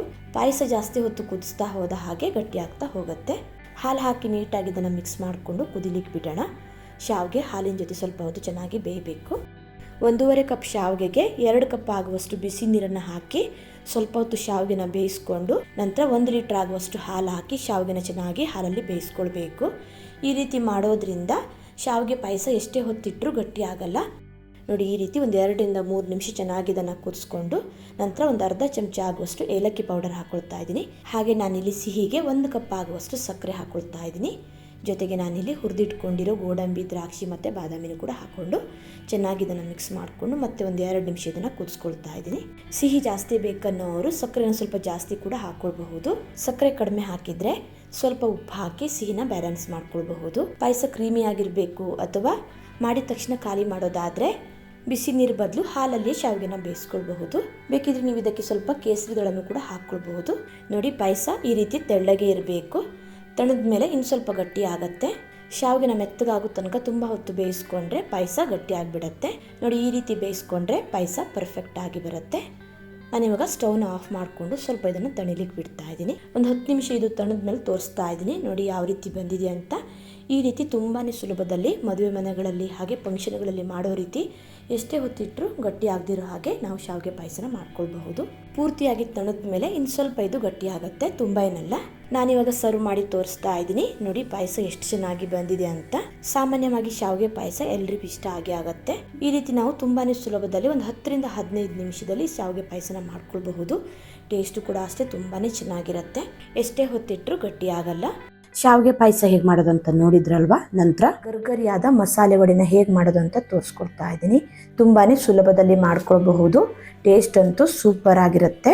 ಬನ್ನಿ ಹೇಗೆ ಮಾಡೋದಂತ ನೋಡೋಣ. ಮಸಾಲೆ ವಡೆ ಮಾಡಲಿಕ್ಕೆ ಮೊದಲಿಗೆ ಕಡಲೆಬೇಳೆನ ನೆನೆಸ್ಕೋಬೇಕು. ನಾನಿಲ್ಲಿ ಒಂದು ಮಿಕ್ಸಿಂಗ್ ಬೌಲ್ ತೊಗೊಂಡು 2 ಕಪ್ ಆಗುವಷ್ಟು ಕಡಲೆಬೇಳೆನ ಹಾಕ್ಕೊಳ್ತಾ ಇದ್ದೀನಿ. ಹಾಗೆ ಮಸಾಲೆ ವಡೆ ಗರ್ಗರಿಯಾಗಿ ಬರಲಿಕ್ಕೆ ಒಂದು 2ರಿಂದ 3 ಚಮಚ ಆಗುವಷ್ಟು ಅಕ್ಕಿನ ಹಾಕ್ಕೊಳ್ತಾ ಇದ್ದೀನಿ. ಮಸಾಲೆ ವಡೆಗೆ ಈ ರೀತಿ ಸ್ವಲ್ಪ ಅಕ್ಕಿ ಹಾಕೊಳ್ಳೋದ್ರಿಂದ ವಡೆ ಗರ್ಗರಿಯಾಗಿ ಬರೋದಲ್ಲದೆ ಟೇಸ್ಟ್ ಕೂಡ ಚೆನ್ನಾಗಿರುತ್ತೆ. ನಂತರ ಸ್ವಲ್ಪ ನೀರು ಹಾಕಿ ಅಕ್ಕಿ ಮತ್ತು ಕಡಲೆಬೇಳೆನ ಚೆನ್ನಾಗಿ ತೊಳ್ಕೊಳ್ಬೇಕು. ಒಂದು 2ರಿಂದ 3 ಸಲ ಬೇಳೆನೆಲ್ಲ ನೀಟಾಗಿ ತೊಳೆದು ನಂತರ ನೆನೆಯಲಿಕ್ಕೆ ಸ್ವಲ್ಪ ನೀರು ಹಾಕ್ಕೊಳ್ತಾ ಇದ್ದೀನಿ. ಕಡಲೆಬೇಳೆ ಬೇಗ ನೆನೆಬೇಕು, ಟೈಮ್ ಇಲ್ಲ ಅಂತ ಅಂದರೆ ಉಗುರು ಬೆಚ್ಚಗಿನ ನೀರು ಹಾಕಿ ಒಂದು 3/4 ಗಂಟೆ ನೆನೆಸಿದ್ರೆ ಬೇಳೆ ಬೇಗ ನೆನೆಯುತ್ತೆ. ಇದನ್ನು ಇವಾಗ 2 ಗಂಟೆ ನೆನೆಲಿಕ್ಕೆ ಬಿಟ್ಬಿಡೋಣ. ಬೇಳೆ ಮತ್ತು ಅಕ್ಕಿನ ಒಂದು 2 ಗಂಟೆ ನೆನೆಸಿದ ಮೇಲೆ ತೋರಿಸ್ತಾ ಇದ್ದೀನಿ. ನೆಂದಿದೆ ಇಲ್ಲ ಅಂತ ಚೆಕ್ ಮಾಡಲಿಕ್ಕೆ ಒಂದು 2 ಬೇಳೆನ ಈ ರೀತಿ ಪ್ರೆಸ್ ಮಾಡಿ ನೋಡಿ ಇದು ಈಸಿಯಾಗಿ ಕಟ್ ಆಗ್ತಾ ಇದೆ. ಈ ರೀತಿ ಬೇಳೆನ ನೆನೆಸ್ಕೊಂಡು ನಂತರ ಇದನ್ನು ಒಂದು ಸ್ಟ್ರೈನರ್ಗೆ ಹಾಕಿ ಸೋಸ್ಕೊಳ್ಬೇಕು. ನೀರೇನಿರಬಾರ್ದು, ನೀರು ಚೆನ್ನಾಗಿ ಡ್ರೈ ಆಗಲಿ. ಇದನ್ನು ಒಂದು 5 ನಿಮಿಷ ಹೀಗೆ ಇಟ್ಟು ನೆಕ್ಸ್ಟ್ ಒಂದು ಮಿಕ್ಸಿ ಜಾರ್ ತೊಗೊಂಡು ಮಿಕ್ಸಿ ಜಾರಿಗೆ 1 ಚಮಚ ಆಗುವಷ್ಟು ಜೀರಿಗೆ, 1 ಇಂಚು ಆಗುವಷ್ಟು ಬೆಳ್ಳುಳ್ಳಿ ಹೆಸಳು, 1 ಇಂಚು ಆಗುವಷ್ಟು ಶುಂಠಿ, ಹಾಗೆ ಖಾರಕ್ಕೆ ಒಂದು 4 ಹಸಿಮೆಣಸಿನ್ಕಾಯಿನ ಹಾಕೊಳ್ತಾ ಇದ್ದೀನಿ. ಖಾರ ಜಾಸ್ತಿ ಬೇಕಾದರೆ ಹಸಿಮೆಣಸಿನ್ಕಾಯಿ ಕ್ವಾಂಟಿಟಿನ ಜಾಸ್ತಿ ಹಾಕೊಳ್ಳಿ. ಹಾಗೆ ಒಂದು ಚಿಕ್ಕದಾಗಿರೋ 4 ಪೀಸ್ ಆಗುವಷ್ಟು ಚಕ್ಕೆನ ಹಾಕೊಳ್ತಾ ಇದ್ದೀನಿ. ನಂತರ ಇದನ್ನು ಸ್ವಲ್ಪ ಪುಡಿ ಮಾಡ್ಕೊಳ್ಬೇಕು. ನೋಡಿ, ಈ ರೀತಿ ಸ್ವಲ್ಪ ತರಿಯಾಗಿ ಪುಡಿ ಮಾಡಿಕೊಂಡು ಹಾಗೆ ಒಂದು 1/4 ಕಪ್ ಆಗುವಷ್ಟು ಕಾಯಿ ತುರಿನ ಹಾಕ್ಕೊಳ್ತಾ ಇದ್ದೀನಿ. ಕಾಯಿ ತುರಿ ಹಾಕೊಳ್ಳೋದ್ರಿಂದ ಟೇಸ್ಟ್ ತುಂಬಾ ಚೆನ್ನಾಗಿ ಬರುತ್ತೆ. ನಂತರ ಇದನ್ನು ನೀರು ಹಾಕದೆ ನೋಡಿ ಈ ರೀತಿ ತರಿಯಾಗಿ ಪುಡಿ ಮಾಡ್ಕೊಳ್ಬೇಕು. ಇದನ್ನು ಒಂದು ಪಾತ್ರೆಗೆ ಅಥವಾ ಮಿಕ್ಸಿಂಗ್ ಬೌಲ್ಗೆ ಹಾಕಿ ಅದೇ ಮಿಕ್ಸಿ ಜಾರಿಗೆ ನೆನೆಸಿಟ್ಕೊಂಡಿರೋ ಕಡಲೆಬೇಳೆ ಹಾಗೆ ಅಕ್ಕಿನ ಹಾಕ್ಕೊಂಡು ತರಿಯಾಗಿ ನೀರು ಹಾಕದೇ ಪುಡಿ ಮಾಡ್ಕೊಳ್ಬೇಕು. ಬೇಳೆಯಲ್ಲಿ ತೇವಾಂಶ ಇರೋದ್ರಿಂದ ಆ ನೀರೇ ಸಾಕಾಗತ್ತೆ, ಮತ್ತು ನೀರು ಹಾಕಿ ರುಬ್ಕೊಳ್ಳಿಕ್ಕೆ ಹೋಗಬೇಡಿ. ನೋಡಿ, ಈ ರೀತಿದು ಕಟ್ಟಿದಾಗ ಉಂಡೆ ಕಟ್ಟಲಿಕ್ಕೆ ಆಗಬೇಕು, ಅಂದರೆ ಅಂಟ್ಕೊಳ್ಬೇಕು. ತುಂಬ ನುಣ್ಣಗೇನು ರುಬ್ಕೊಳ್ಳಿಕ್ಕೆ ಹೋಗಬೇಡಿ. ಒಂದು 4 ರಿಂದ 5 ರೌಂಡ್ ಹಾಕಿ ರುಬ್ಕೊಂಡ್ರೆ ಸಾಕಾಗತ್ತೆ. ನಂತರ ಇದನ್ನು ಮಸಾಲೆ ರುಬ್ಬಿ ಹಾಕಿದ್ನಲ್ಲ ಅದೇ ಮಿಕ್ಸಿಂಗ್ ಬೌಲ್ಗೆ ಹಾಕ್ಕೊಳ್ತಾ ಇದ್ದೀನಿ. ಇದೇ ರೀತಿ ಎಲ್ಲ ಕಡಲೆಬೇಳೆ ಮತ್ತು ಅಕ್ಕಿನ ರುಬ್ಕೊಂಡ್ರೆ ಆಯಿತು. ನೋಡಿ, ಈ ರೀತಿ ಈ ಹದದಲ್ಲಿ ಸ್ವಲ್ಪ ತರಿಯಾಗಿ ರುಬ್ಕೊಳ್ಬೇಕು. ನುಣ್ಣಗೆ ರುಬ್ಕೊಳ್ಳಿಕ್ಕೆ ಹೋಗಬೇಡಿ. ನೋಡಿ, ಇದು ಈ ರೀತಿ ಅಂಟ್ಕೊಳ್ಬೇಕು. ಅಂಟ್ಕೊಂಡಿಲ್ಲ ಅಂದರೆ ಎಣ್ಣೆಲಿ ಬಿಟ್ಟಿದ ತಕ್ಷಣ ಬಿಟ್ಕೊಂಡ್ಬಿಡತ್ತೆ, ವಡೆ ಚೆನ್ನಾಗಿ ಬರಲ್ಲ. ಈ ರೀತಿ ರುಬ್ಕೊಂಡು ನಂತರ ಇದಕ್ಕೆ ಒಂದು ಈರುಳ್ಳಿನ ಚಿಕ್ಕದಾಗಿ ಕಟ್ ಮಾಡಿ ಹಾಕ್ಕೊಳ್ತಾ ಇದ್ದೀನಿ. ಹಾಗೆ ಸ್ವಲ್ಪ ಕರಿಬೇವನ್ನು ಕೂಡ ಚಿಕ್ಕದಾಗಿ ಕಟ್ ಮಾಡಿ ಸೇರಿಸ್ಕೊಳ್ತಾ ಇದ್ದೀನಿ. ಕರಿಬೇವನ್ನ ರುಬ್ಬಿ ಕೂಡ ಹಾಕ್ಕೊಳ್ಬಹುದು. ಹಾಗೆ ಚಿಕ್ಕದಾಗಿ ಕಟ್ ಮಾಡಿರೋ ಸ್ವಲ್ಪ ಕೊತ್ತಂಬರಿ ಸೊಪ್ಪು, ಪುದೀನ ಸೊಪ್ಪು, ಹಾಗೆ ರುಚಿಗೆ ತಕ್ಕಷ್ಟು ಉಪ್ಪನ್ನು ಹಾಕ್ಕೊಳ್ತಾ ಇದ್ದೀನಿ. ಬೇಕಿದ್ರೆ ನೀವು ಇದಕ್ಕೆ ಸಬ್ಬಸಿಗೆ ಸೊಪ್ಪನ್ನು ಕೂಡ ಚಿಕ್ಕದಾಗಿ ಕಟ್ ಮಾಡಿ ಹಾಕ್ಕೊಳ್ಬಹುದು. ನಾನಿಲ್ಲಿ ಕೊತ್ತಂಬರಿ ಸೊಪ್ಪನ್ನು ಸ್ವಲ್ಪ ಜಾಸ್ತಿ ಪ್ರಮಾಣದಲ್ಲಿ ಹಾಕ್ಕೊಂಡಿದ್ದೀನಿ, ಟೇಸ್ಟ್ ಚೆನ್ನಾಗಿರುತ್ತೆ. ನಂತರ ಇದೆಲ್ಲವನ್ನು ಚೆನ್ನಾಗಿ ಮಿಕ್ಸ್ ಮಾಡ್ಕೊಳ್ಳಿ. ನೀರು ಹಾಕದೇ ಮಿಕ್ಸ್ ಮಾಡ್ಕೊಳ್ಬೇಕು. ಬೇಳೆಯಲ್ಲಿ ತೇವಾಂಶ ಇರೋದ್ರಿಂದ ಹಾಗೆ ಈರುಳ್ಳಿಲಿ ಕೂಡ ನೀರಿನ ಅಂಶ ಇರೋದ್ರಿಂದ ಕಲಿಸ್ಲಿಕ್ಕೆ ನೀರಿನ ಅವಶ್ಯಕತೆ ಇರಲ್ಲ. ಉಪ್ಪು ಮತ್ತು ಈರುಳ್ಳಿ ಎಲ್ಲ ಹಾಕಿರೋದ್ರಿಂದ ಕಲಸಿದ ತಕ್ಷಣ ವಡೆನ ಮಾಡ್ಕೊಳ್ಬೇಕು, ಇಲ್ಲಾಂದರೆ ನೀರು ಬಿಟ್ಕೊಳ್ಳೋ ಚಾನ್ಸಸ್ ಇರುತ್ತೆ. ಈರುಳ್ಳಿ ಬೇಡ ಅನ್ನೋರು ಸ್ಕಿಪ್ ಮಾಡ್ಕೊಳ್ಬಹುದು. ಹಾಗೆ ನೀವು ಬೆಳ್ಳುಳ್ಳಿ ಬದಲು ಇಂಗು ಕೂಡ ಬಳಸಬಹುದು. ನಾನಿಲ್ಲಿ ಬೆಳ್ಳುಳ್ಳಿ ಬಳಸಿರೋದ್ರಿಂದ ಇಂಗನ್ನು ಹಾಕ್ಕೊಂಡಿಲ್ಲ. ನೋಡಿ, ಈ ರೀತಿ ಚೆನ್ನಾಗಿದು ಅಂಟ್ಕೊಂಡು ಉಂಡೆ ಕಟ್ಟಲಿಕ್ಕೆ ಆಗಬೇಕು. ಹೀಗೆ ಕಲಿಸ್ಕೊಂಡು ನೆಕ್ಸ್ಟ್ ಇವಾಗ ವಡೆನ ಹೇಗೆ ಮಾಡೋದಂತ ನೋಡೋಣ. ವಡೆ ಮಾಡಲಿಕ್ಕೆ ಸ್ವಲ್ಪ ಮಿಶ್ರಣನ ತಗೊಂಡು ನೋಡಿ ಈ ರೀತಿ ಉಂಡೆನ ಮಾಡಿ ನಂತರ ಇದನ್ನು ನೋಡಿ ಈ ರೀತಿ ಅಂಗೈಲಿಟ್ಟು ನಿಧಾನಕ್ಕೆ ಪ್ರೆಸ್ ಮಾಡಿಕೊಂಡ್ರೆ ವಡೆ ರೆಡಿ ಆಗುತ್ತೆ. ತುಂಬಾ ಸುಲಭದಲ್ಲಿ ಮಾಡ್ಕೊಳ್ಬಹುದು. ನಾನಿಲ್ಲಿ ಸ್ವಲ್ಪ ಉಂಡೆನ ಮಾಡಿಟ್ಕೊಂಡಿದ್ದೀನಿ. ಮುಂಚೆನೇ ಈ ರೀತಿ ಉಂಡೆ ಮಾಡಿಟ್ಕೊಳ್ಳೋದ್ರಿಂದ ಎಣ್ಣೆಲಿ ಬಿಡುವಾಗ ಈಸಿ ಆಗುತ್ತೆ. ನೋಡಿ, ಈ ರೀತಿ ಉಂಡೆನ ಮಾಡ್ಕೊಂಡು ಅಂಗೈಲಿಟ್ಟು ಇನ್ನೊಂದು ಕೈಯಿಂದ ಈ ರೀತಿ ಪ್ರೆಸ್ ಮಾಡಿದರೆ ತುಂಬಾ ಈಸಿಯಾಗಿ ವಡೆನ ಮಾಡ್ಕೊಳ್ಬಹುದು. ವಡೆನ ಜಾಸ್ತಿ ದಪ್ಪ ಮಾಡ್ಕೊಳ್ಳಿಕ್ಕೆ ಹೋಗಬೇಡಿ, ಬೇಯಲಿಕ್ಕೂ ಸ್ವಲ್ಪ ಜಾಸ್ತಿ ಟೈಮ್ ತೊಗೊಳುತ್ತೆ. ಎಣ್ಣೆನ ಮೀಡಿಯಮ್ ಆಗಿ ಕಾಯಿಸ್ಕೊಂಡು ಒಂದೊಂದೇ ಉಂಡೆನ ಈ ರೀತಿ ಅಂಗೈಲಿಟ್ಟು ಪ್ರೆಸ್ ಮಾಡಿಕೊಂಡು ಬೇಗನೆ ಎಣ್ಣೆಲಿ ಬಿಟ್ಟರೆ ಆಯಿತು. ಎಣ್ಣೆ ಜಾಸ್ತಿ ಕಾದಿದ್ರೆ ಹಾಕಿದ ತಕ್ಷಣ ಕಪ್ಪಗಾಗತ್ತೆ. ಹಾಗೆ ಗ್ಯಾಸ್ನ ಮಧ್ಯಮ ಉರಿಯಲ್ಲಿ ಇಟ್ಕೊಂಡು ಇದನ್ನು ಫ್ರೈ ಮಾಡ್ಕೊಳ್ಬೇಕು. ಹಾಕಿದ ತಕ್ಷಣ ಮಗ್ಸ್ಲಿಕ್ಕೆ ಹೋಗಬೇಡಿ. ಒಂದು 2 ರಿಂದ 3 ನಿಮಿಷ ಹಾಗೆ ಬಿಟ್ಟು ನಂತರ ನೋಡಿ ನಿಧಾನಕ್ಕೆ ಮಗ್ಚಾಕಿದನ್ನು ಫ್ರೈ ಮಾಡ್ಕೊಳ್ಳಿ. ತಿರ್ಸ್ತಾನೆ ಚೆನ್ನಾಗಿ ಫ್ರೈ ಮಾಡ್ಕೊಳ್ಳಿ. ಎಲ್ಲ ಕಡೆ ಚೆನ್ನಾಗಿದು ಫ್ರೈ ಆಗಲಿ. ಬಬಲ್ಸ್ ಎಲ್ಲ ಸ್ವಲ್ಪ ಕಡಿಮೆ ಆಗಿ ಕ್ರಿಸ್ಪಿಯಾಗಿ ಹೊಂಬಣ್ಣ ಬರೋ ತನಕ ಚೆನ್ನಾಗಿ ಇದನ್ನು ಫ್ರೈ ಮಾಡ್ಕೊಳ್ಳಿ. ಹೋಟೆಲ್ ರೀತಿ 2 ಸಲ ಕೂಡ ಫ್ರೈ ಮಾಡ್ಕೊಳ್ಬಹುದು. ನಾನಿಲ್ಲಿ ಒಂದೇ ಸಲ ಫ್ರೈ ಮಾಡ್ಕೊಳ್ತಾ ಇದ್ದೀನಿ. ತುಂಬಾ ಗರ್ಗರಿಯಾಗಿ ಬರುತ್ತೆ. ನೋಡಿ, ಕ್ರಿಸ್ಪಿಯಾಗಿ ಹೊಂಬಣ್ಣ ಬರೋ ತನಕ ಫ್ರೈ ಮಾಡ್ಕೊಂಡು ಎಣ್ಣೆಯಿಂದ ತೆಗಿತಾ ಇದ್ದೀನಿ. ಇದೇ ರೀತಿ ಎಲ್ಲ ವಡೆನೂ ಫ್ರೈ ಮಾಡ್ಕೊಂಡಿದ್ದೀನಿ. ಒಂಚೂರು ಎಣ್ಣೆ ಹೀರದೆ ಗರ್ಗರಿಯಾಗಿ ಬಂದಿದೆ. ಸಂಜೆ ಬಿಸಿ ಬಿಸಿ ಟೀ ಜೊತೆ ಅಥವಾ ಹಬ್ಬಕ್ಕೆಲ್ಲ ತುಂಬಾ ಸುಲಭದಲ್ಲಿ ಈ ರೀತಿ ಗರ್ಗರಿಯಾದ ಮಸಾಲೆ ವಡೆನ ಮಾಡ್ಕೊಳ್ಬಹುದು. ಮಸಾಲೆ ವಡೆ ಹೇಗೆ ಮಾಡೋದು ಅಂತ ನೋಡಿದ್ರಲ್ವಾ. ನಂತರ ತೊಗರಿಬೇಳೆ ಹೋಳಿಗೆ ಹಾಗೂ ಬೇಳೆ ಕಟ್ಟಿನ ಸಾರು ಅಥವಾ ಒಬ್ಬಟ್ಟು ಸಾರನ್ನು ಯಾವ ರೀತಿ ಮಾಡೋದಂತ ತೋರಿಸ್ಕೊಡ್ತಾ ಇದ್ದೀನಿ. ಬನ್ನಿ ಮಾಡುವ ವಿಧಾನ ನೋಡೋಣ. ಮೊದಲಿಗೆ ಹೋಳಿಗೆ ಯಾವ ರೀತಿ ಮಾಡೋದಂತ ತೋರಿಸ್ತಾ ಇದ್ದೀನಿ. ನಾನಿಲ್ಲಿ ಒಂದು ಮಿಕ್ಸಿಂಗ್ ಬೌಲ್ ತೊಗೊಂಡು ಅದರಲ್ಲಿ 2 ಕಪ್ ಆಗುವಷ್ಟು ಮೈದಾ ಹಿಟ್ಟನ್ನು ಹಾಕೋತಾ ಇದ್ದೀನಿ. ಹಾಗೆ ಅರ್ಧ ಕಪ್ ಆಗುವಷ್ಟು ಚಿರೋಟಿ ರವೆನ ಹಾಕೋತಾ ಇದ್ದೀನಿ. 1/4 ಚಮಚ ಆಗುವಷ್ಟು ಅರಿಶಿನ ಪೌಡರ್, 1/4 ಚಮಚ ಆಗುವಷ್ಟು ಉಪ್ಪನ್ನು ಹಾಕೋತಾ ಇದ್ದೀನಿ. ಹಾಗೆ 1 ಚಮಚ ಆಗುವಷ್ಟು ಎಣ್ಣೆ ಹಾಕಿ ಚೆನ್ನಾಗಿ ಒಂದ್ಸಲ ಇದನ್ನು ಮಿಕ್ಸ್ ಮಾಡ್ಕೋತಾ ಇದ್ದೀನಿ. ಸ್ವಲ್ಪ ಅರಿಶಿನ ಪೌಡರ್ ಹಾಕೋದ್ರಿಂದ ಹೋಳಿಗೆ ಚೆನ್ನಾಗಿ ಕಲರ್ ಬರುತ್ತೆ. ನಂತರ ನೀರು ಹಾಕಿ ಹಿಟ್ಟನ್ನು ಚೆನ್ನಾಗಿ ಕಲಿಸ್ಕೋಬೇಕು. ಮೊದಲಿಗೆ ಸ್ವಲ್ಪ ನೀರು ಹಾಕ್ಕೊಂಡು ಹಿಟ್ಟನ್ನು ಕಲಿಸ್ಕೋತಾ ಇದ್ದೀನಿ. ಹಿಟ್ಟನ್ನು ಸಾಫ್ಟಾಗಿ ಚಪಾತಿ ಹಿಟ್ಟಿನ ಅದಕ್ಕಿಂತ ಸ್ವಲ್ಪ ತೆಳ್ಳಗೆ ಕಲಿಸ್ಕೋಬೇಕು. ನೋಡಿ ಹಿಟ್ಟನ್ನು ಈ ಹದದಲ್ಲಿ ಕಲಿಸ್ಕೋಬೇಕು. ಕೈಗೆ ಈ ರೀತಿ ಹಿಟ್ಟು ಅಂಟ್ಕೋಬೇಕು. ನಂತರ ಇದಕ್ಕೆ ಸ್ವಲ್ಪ ಎಣ್ಣೆ ಹಾಕಿ ಹಿಟ್ಟನ್ನು ಚೆನ್ನಾಗಿ ನಾದ್ಕೋತಾ ಇದ್ದೀನಿ. 1-2 ಚಮಚ ಆಗುವಷ್ಟು ಎಣ್ಣೆ ಹಾಕ್ಕೊಂಡಿದ್ದೀನಿ. ಈ ರೀತಿ ಸ್ವಲ್ಪ ಎಣ್ಣೆ ಹಾಕಿ ಹಿಟ್ಟನ್ನು ಕಲಿಸ್ಕೊಳ್ಳೋದ್ರಿಂದ ಹಿಟ್ಟು ಕೈಗೆ ಅಂಟ್ಕೊಳ್ಳಲ್ಲ, ಹಿಟ್ಟು ಸಾಫ್ಟಾಗಿ ಚೆನ್ನಾಗಿ ಬರುತ್ತೆ. ನೋಡಿ ಎಣ್ಣೆ ಹಾಕಿ ಹಿಟ್ಟನ್ನು ಸ್ವಲ್ಪ ನಾದ್ಕೊಂಡಾದಮೇಲೆ ನಂತರ ನಾನಿಲ್ಲಿ ಮೇಲ್ಗಡೆಯಿಂದ ಮತ್ತೆ ಸ್ವಲ್ಪ ಎಣ್ಣೆನ ಹಾಕಿದ್ದನ್ನು ಹಾಗೆ ಇಡ್ತಾ ಇದ್ದೀನಿ. ಹಿಟ್ಟನ್ನು 2-3 ಗಂಟೆ ಆದರೂ ಎಣ್ಣೆಯಲ್ಲಿ ಚೆನ್ನಾಗಿ ನೆನೆಲಿಕ್ಕೆ ಬಿಡಬೇಕು. ಹೀಗೆ ಮಾಡೋದ್ರಿಂದ ಕಣಕ ತುಂಬಾ ಚೆನ್ನಾಗಿ ಬರುತ್ತೆ, ಸಾಫ್ಟಾಗಿ ಬರುತ್ತೆ. ಅಷ್ಟರ ತನಕ ಹೂರಣನ ರೆಡಿ ಮಾಡ್ಕೊಳ್ಳೋಣ. ಒಂದು ಮಿಕ್ಸಿಂಗ್ ಬೌಲ್ಗೆ 1.5 ಕಪ್ ಆಗುವಷ್ಟು ತೊಗರಿಬೇಳೆನ ಹಾಕೋತಾ ಇದ್ದೀನಿ. ತೊಗರಿಬೇಳೆ ಹೋಳಿಗೆ ಮಾಡ್ತಾ ಇರೋದ್ರಿಂದ ತೊಗರಿಬೇಳೆ ಕ್ವಾಂಟಿಟಿನ ಸ್ವಲ್ಪ ಜಾಸ್ತಿ ಹಾಕ್ಕೊಂಡಿದ್ದೀನಿ. ನಂತರ ಅರ್ಧ ಕಪ್ ಆಗುವಷ್ಟು ಕಡಲೆಬೇಳೆನ ಹಾಕೋತಾ ಇದ್ದೀನಿ. 3 ಕಪ್ ತೊಗರಿಬೇಳೆಗೆ 1 ಕಪ್ ಆಗುವಷ್ಟು ಕಡಲೆಬೇಳೆನ ಹಾಕೋಬೇಕು. ಬರೀ ತೊಗರಿಬೇಳೆ ಹಾಕೋದ್ರಿಂದ ಹೂರಣ ಕೆಲವೊಂದು ಟೈಮ್ ನೀರಾಗಿಬಿಡುತ್ತೆ. ಈ ರೀತಿ ಸ್ವಲ್ಪ ಕಡಲೆಬೇಳೆ ಹಾಕೋದ್ರಿಂದ ಹೂರಣ ಹೊಂದ್ಕೊಂಡು ಚೆನ್ನಾಗಿ ಬರುತ್ತೆ, ನೀರಾಗಲ್ಲ. ಚೆನ್ನಾಗಿ ಇದನ್ನು 2-3 ಸಲ ವಾಶ್ ಮಾಡ್ಕೊಂಡಿದ್ದೀನಿ. ನಂತರ ಇದಕ್ಕೆ ಸ್ವಲ್ಪ ನೀರು ಹಾಕಿ 15 ನಿಮಿಷಗಳ ಕಾಲ ಇದನ್ನು ನೆನೆ ಹಾಕ್ತಾ ಇದ್ದೀನಿ. ನಾನು ಬೇಳೆನ ಕುಕ್ಕರ್ಗೆ ಹಾಕಿ ಬೇಯಿಸ್ಕೊತಾ ಇಲ್ಲ, ಪಾತ್ರೆಗೆ ಹಾಕಿ ಬೇಯಿಸ್ಕೊತಾ ಇದ್ದೀನಿ. ಈ ರೀತಿ ಸ್ವಲ್ಪ ನೆನೆಸ್ಕೊಂಡು ಮಾಡೋದ್ರಿಂದ ಬೇಳೆ ಬೇಗ ಬೇಯುತ್ತೆ. ಒಂದು ವೇಳೆ ನೀವು ಕುಕ್ಕರಲ್ಲಿ ಬೇಯಿಸ್ಕೊಳ್ಳೋದಾದರೆ ನೆನೆಸೋ ಅವಶ್ಯಕತೆ ಇಲ್ಲ. ನಂತರ ಬೇಳೆ ಬೇಯಿಸಲಿಕ್ಕೆ ಒಂದು ಪಾತ್ರೆಯಲ್ಲಿ ಸ್ವಲ್ಪ ನೀರು ಹಾಕಿ ಸ್ಟವ್ ಮೇಲೆ ಇಟ್ಟಿದ್ದೀನಿ. ನಾನಿಲ್ಲಿ ಇದೇ ಕಪ್ಪಲ್ಲಿ 9 ಕಪ್ ಆಗುವಷ್ಟು ನೀರು ಹಾಕ್ಕೊಂಡಿದ್ದೀನಿ. ಯಾವ ಕಪ್ಪಲ್ಲಿ ಬೇಳೆ ತೊಗೊಂಡಿದ್ನಲ್ಲ ಅದೇ ಕಪ್ನ ಅಳತೆಯಲ್ಲಿ ನೀರು ಹಾಕ್ಕೊಂಡಿದ್ದೀನಿ. ನೋಡಿ ಈ ರೀತಿ ನೀರು ಕುದೀತಾ ಇರುವಾಗ ಬೇಳೆನ ಹಾಕೋಬೇಕು. ನಂತರ ನಾನಿಲ್ಲಿ 1/4 ಚಮಚ ಆಗುವಷ್ಟು ಅರಶಿನ ಪೌಡರ್ ಹಾಗೆ ಅರ್ಧ ಚಮಚ ಆಗುವಷ್ಟು ಎಣ್ಣೆನ ಹಾಕಿ ಚೆನ್ನಾಗಿ ಒಂದ್ಸಲ ಮಿಕ್ಸ್ ಮಾಡಿಕೊಂಡು ಬೇಯಲಿಕ್ಕೆ ಬಿಡ್ತಾ ಇದ್ದೀನಿ. ಬೇಳೆನ ಸ್ವಲ್ಪ ನೆನೆಸಿ ಹಾಕಿರೋದ್ರಿಂದ ಬೇಗ ಬೇಯುತ್ತೆ. ಕುಕ್ಕರಲ್ಲಿ ಬೇಯಿಸ್ಕೊಳ್ಳೋದಾದರೆ 2-3 ವಿಸಿಲ್ ಆಗೋ ತನಕ ಬೇಯಿಸ್ಕೊಳ್ಳಿ. ಬೇಳೆ ಬೇಯಲಿಕ್ಕೆ ಸ್ಟಾರ್ಟ್ ಆದಾಗ ಮೇಲ್ಗಡೆ ನೋಡಿ ಈ ರೀತಿ ಸ್ವಲ್ಪ ನೊರೆ ಬರುತ್ತೆ. ಆ ನೊರೆನೆಲ್ಲ ನೀಟಾಗಿ ತೆಕ್ಕೋಬೇಕು. ಬೇಳೆನ 15 ನಿಮಿಷಗಳ ಕಾಲ ಬೇಯಿಸ್ಕೊಂಡ್ರೆ ಸಾಕು. ನೆನೆಸಿಟ್ಕೊಂಡಿರೋದ್ರಿಂದ ಸ್ವಲ್ಪ ಬೇಗ ಬೇಯುತ್ತೆ. ನೋಡಿ ಈ ರೀತಿ ಪ್ರೆಸ್ ಮಾಡಿದಾಗ ಇದು ಹಿಟ್ಟು ಥರ ಆಗಬೇಕು. ಅಷ್ಟು ತನಕ ಇದನ್ನು ಚೆನ್ನಾಗಿ ಬೇಯಿಸ್ಕೊಳ್ಳಿ. ತುಂಬ ಮೆತ್ತಗಾಗೋ ತನಕ ಬೇಯಿಸ್ಕೊಳ್ಳಿಕ್ಕೆ ಹೋಗಬೇಡಿ. ನಂತರ ಬೇಳೆನೆಲ್ಲ ಸ್ಟ್ರೇನರ್ಗೆ ಹಾಕಿ ಬೇಳೆ ಕಟ್ಟನ್ನು ಸಪ್ರೇಟ್ ಮಾಡ್ತಾ ಇದ್ದೀನಿ. ನಿಮಗೆ ಬೇಳೆ ಕಟ್ಟು ಜಾಸ್ತಿ ಬೇಕಾದರೆ ಬೇಳೆ ಬೇಯುವಾಗಲೇ ಸ್ವಲ್ಪ ನೀರು ಜಾಸ್ತಿ ಹಾಕಿ ಬೇಯಿಸ್ಕೊಳ್ಳಿ. ನೋಡಿ ಈ ಬೇಳೆ ಕಟ್ಟನ್ನು ಬಿಸಾಕದೆ ರಸಮ್ ಅಥವಾ ಸಾಂಬಾರಿಗೆ ಯೂಸ್ ಮಾಡ್ಕೋಬಹುದು. ಹಾಗೆ ಸಾಂಬಾರಿಗೆ ಸ್ವಲ್ಪ ಬೇಳೆನೂ ಕೂಡ ಎತ್ತಿಟ್ಕೋತಾ ಇದ್ದೀನಿ. ನೆಕ್ಸ್ಟ್ ಇವಾಗ ನಾನಿಲ್ಲೊಂದು ಪಾತ್ರೆ ತೊಗೊಂಡು ಅದರಲ್ಲಿ 2.5 ಕಪ್ ಆಗುವಷ್ಟು ಬೆಲ್ಲನ ಹಾಕೋತಾ ಇದ್ದೀನಿ. ನಿಮಗೆ ಸ್ವೀಟ್ ಎಷ್ಟು ಬೇಕು ಅಂತ ನೋಡಿಕೊಂಡು ಬೆಲ್ಲನ ಹೆಚ್ಚು ಕಮ್ಮಿ ಹಾಕೋಬಹುದು. ಹಾಗೆ ನಾನಿಲ್ಲಿ ಅರ್ಧ ಕಪ್ ಆಗುವಷ್ಟು ನೀರು ಹಾಕೋತಾ ಇದ್ದೀನಿ. ನೀರು ಜಾಸ್ತಿ ಹಾಕ್ಕೊಳ್ಳಿಕ್ಕೆ ಹೋಗಬೇಡಿ. ನೀರು ಜಾಸ್ತಿ ಹಾಕ್ಕೊಂಡ್ರೆ ಹೂರಣ ತೆಳ್ಳಗಾಗಿ ಹೂರಣ ಗಟ್ಟಿ ಆಗಲಿಕ್ಕೆ ಸ್ವಲ್ಪ ಟೈಮ್ ಜಾಸ್ತಿ ತಗೊಳುತ್ತೆ. ಬೆಲ್ಲ ಚೆನ್ನಾಗಿ ಕರಗಬೇಕು. ಬೆಲ್ಲ ಚೆನ್ನಾಗಿ ಕರಗಿದ ಮೇಲೆ ಸ್ವಲ್ಪ ಇದು ಪಾಕ ಆಗಬೇಕು. ತುಂಬ ಪಾಕ ಏನು ಮಾಡ್ಕೊಳ್ಳೋದು ಬೇಡ. ಬೆಲ್ಲ ಸ್ವಲ್ಪ ದಪ್ಪ ಆದರೆ ಸಾಕು. ನೋಡಿ ಬೆಲ್ಲ ಚೆನ್ನಾಗಿ ಕರಗಿದೆ. ನೆಕ್ಸ್ಟ್ ಇದನ್ನು ಇವಾಗ ಒಂದು ಪಾತ್ರೆಗೆ ಹಾಕಿ ಸೋಸ್ಕೋತಾ ಇದ್ದೀನಿ. ಬೆಲ್ಲದಲ್ಲಿ ಕಸ ಏನಾದರೂ ಇರುತ್ತಂತ ಸೋಸಿ ಹಾಕ್ತಾ ಇದ್ದೀನಿ. ನಂತರ ಇದಕ್ಕೆ ಬೇಯಿಸ್ಕೊಂಡಿರೋ ಬೇಳೆನೂ ಹಾಕೋತಾ ಇದ್ದೀನಿ. ಈ ರೀತಿ ಬೆಲ್ಲನ ಸ್ವಲ್ಪ ಪಾಕ ಮಾಡಿ ಹೂರಣ ಮಾಡ್ಕೊಳ್ಳೋದ್ರಿಂದ ಹೋಳಿಗೆ ಬೇಗ ಕೆಡಲ್ಲ, 1 ವಾರದವರೆಗಿಟ್ಟು ತಿನ್ನಬಹುದು. ನಂತರ 1 ಕಪ್ ಆಗುವಷ್ಟು ಹಸಿ ತೆಂಗಿನಕಾಯಿ ತುರಿನ ಹಾಕೋತಾ ಇದ್ದೀನಿ. ನಂತರ ಚೆನ್ನಾಗಿ ಒಂದ್ಸಲ ಇದನ್ನು ಮಿಕ್ಸ್ ಮಾಡಿಕೊಂಡು ಬೇಯಲಿಕ್ಕೆ ಬಿಡ್ತಾ ಇದ್ದೀನಿ. ನೋಡಿ ಇವಾಗಿದು ಸ್ವಲ್ಪ ನೀರಾಗಿದೆ. ಬೆಲ್ಲದಲ್ಲಿ ಬೇಳೆ ಎಲ್ಲ ಚೆನ್ನಾಗಿ ಬೆಂದು ಸ್ವಲ್ಪ ಗಟ್ಟಿ ಆಗಬೇಕು. ಗ್ಯಾಸ್ನ ಮೀಡಿಯಂ ಫ್ಲೇಮಲ್ಲಿ ಇಟ್ಕೊಂಡು ನೀರಿನ ಅಂಶ ಎಲ್ಲ ಕಡಿಮೆ ಆಗೋ ತನಕ ಚೆನ್ನಾಗಿ ಇದನ್ನು ಬೇಯಿಸ್ಕೊಳ್ಳಿ. ಆವಾಗವಾಗ ಸ್ವಲ್ಪ ಕೈ ಆಡಿಸ್ತಾನೆ ಇರಿ, ಇಲ್ಲಾಂದರೆ ತಳ ಹಿಡಿಯೋ ಚಾನ್ಸಸ್ ಇರುತ್ತೆ. ನೋಡಿ ಈ ರೀತಿ ಸ್ವಲ್ಪ ಡ್ರೈ ಆಗೋ ತನಕ ಇದನ್ನು ಬೇಯಿಸ್ಕೋಬೇಕು. ತುಂಬ ಡ್ರೈ ಮಾಡ್ಕೊಳ್ಳಿಕ್ಕೆ ಹೋಗಬೇಡಿ, ಇಷ್ಟಾದರೆ ಸಾಕು.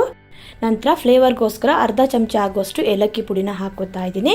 ಏಲಕ್ಕಿ ಪುಡಿ ಹಾಕಿ ಚೆನ್ನಾಗಿ ಒಂದ್ಸಲ ಮಿಕ್ಸ್ ಮಾಡ್ಕೋತಾ ಇದ್ದೀನಿ. ನೋಡಿ ಬೇಳೆನ ಈ ರೀತಿ ಬೇಯಿಸ್ಕೋಬೇಕು. ತುಂಬ ಡ್ರೈ ಮಾಡಿಕೊಂಡ್ರೆ ಹೂರಣ ಚೆನ್ನಾಗಿ ಬರಲ್ಲ. ಹಾಗೆ ನೀರು ಜಾಸ್ತಿ ಇದ್ದರೆ ಹೂರಣ ತೆಳ್ಳಗಾಗಿ ಸ್ವಲ್ಪ ನೀರಾಗುತ್ತೆ. ಈ ರೀತಿ ಬೇಯಿಸ್ಕೊಂಡ್ರೆ ಪರ್ಫೆಕ್ಟಾಗಿ ಬರುತ್ತೆ. ಸ್ಟವ್ನ ಆಫ್ ಮಾಡಿ ಚೆನ್ನಾಗಿ ಇದನ್ನು ತಣಿಲಿಕ್ಕೆ ಬಿಡ್ತಾ ಇದ್ದೀನಿ. ನೋಡಿ ಬೇಳೆ ಎಲ್ಲ ಚೆನ್ನಾಗಿ ತಣಿದಿದೆ. ಇದನ್ನು ಇವಾಗ ಮಿಕ್ಸಿ ಜಾರಿಗೆ ಹಾಕಿ ರುಬ್ಕೋಬೇಕು.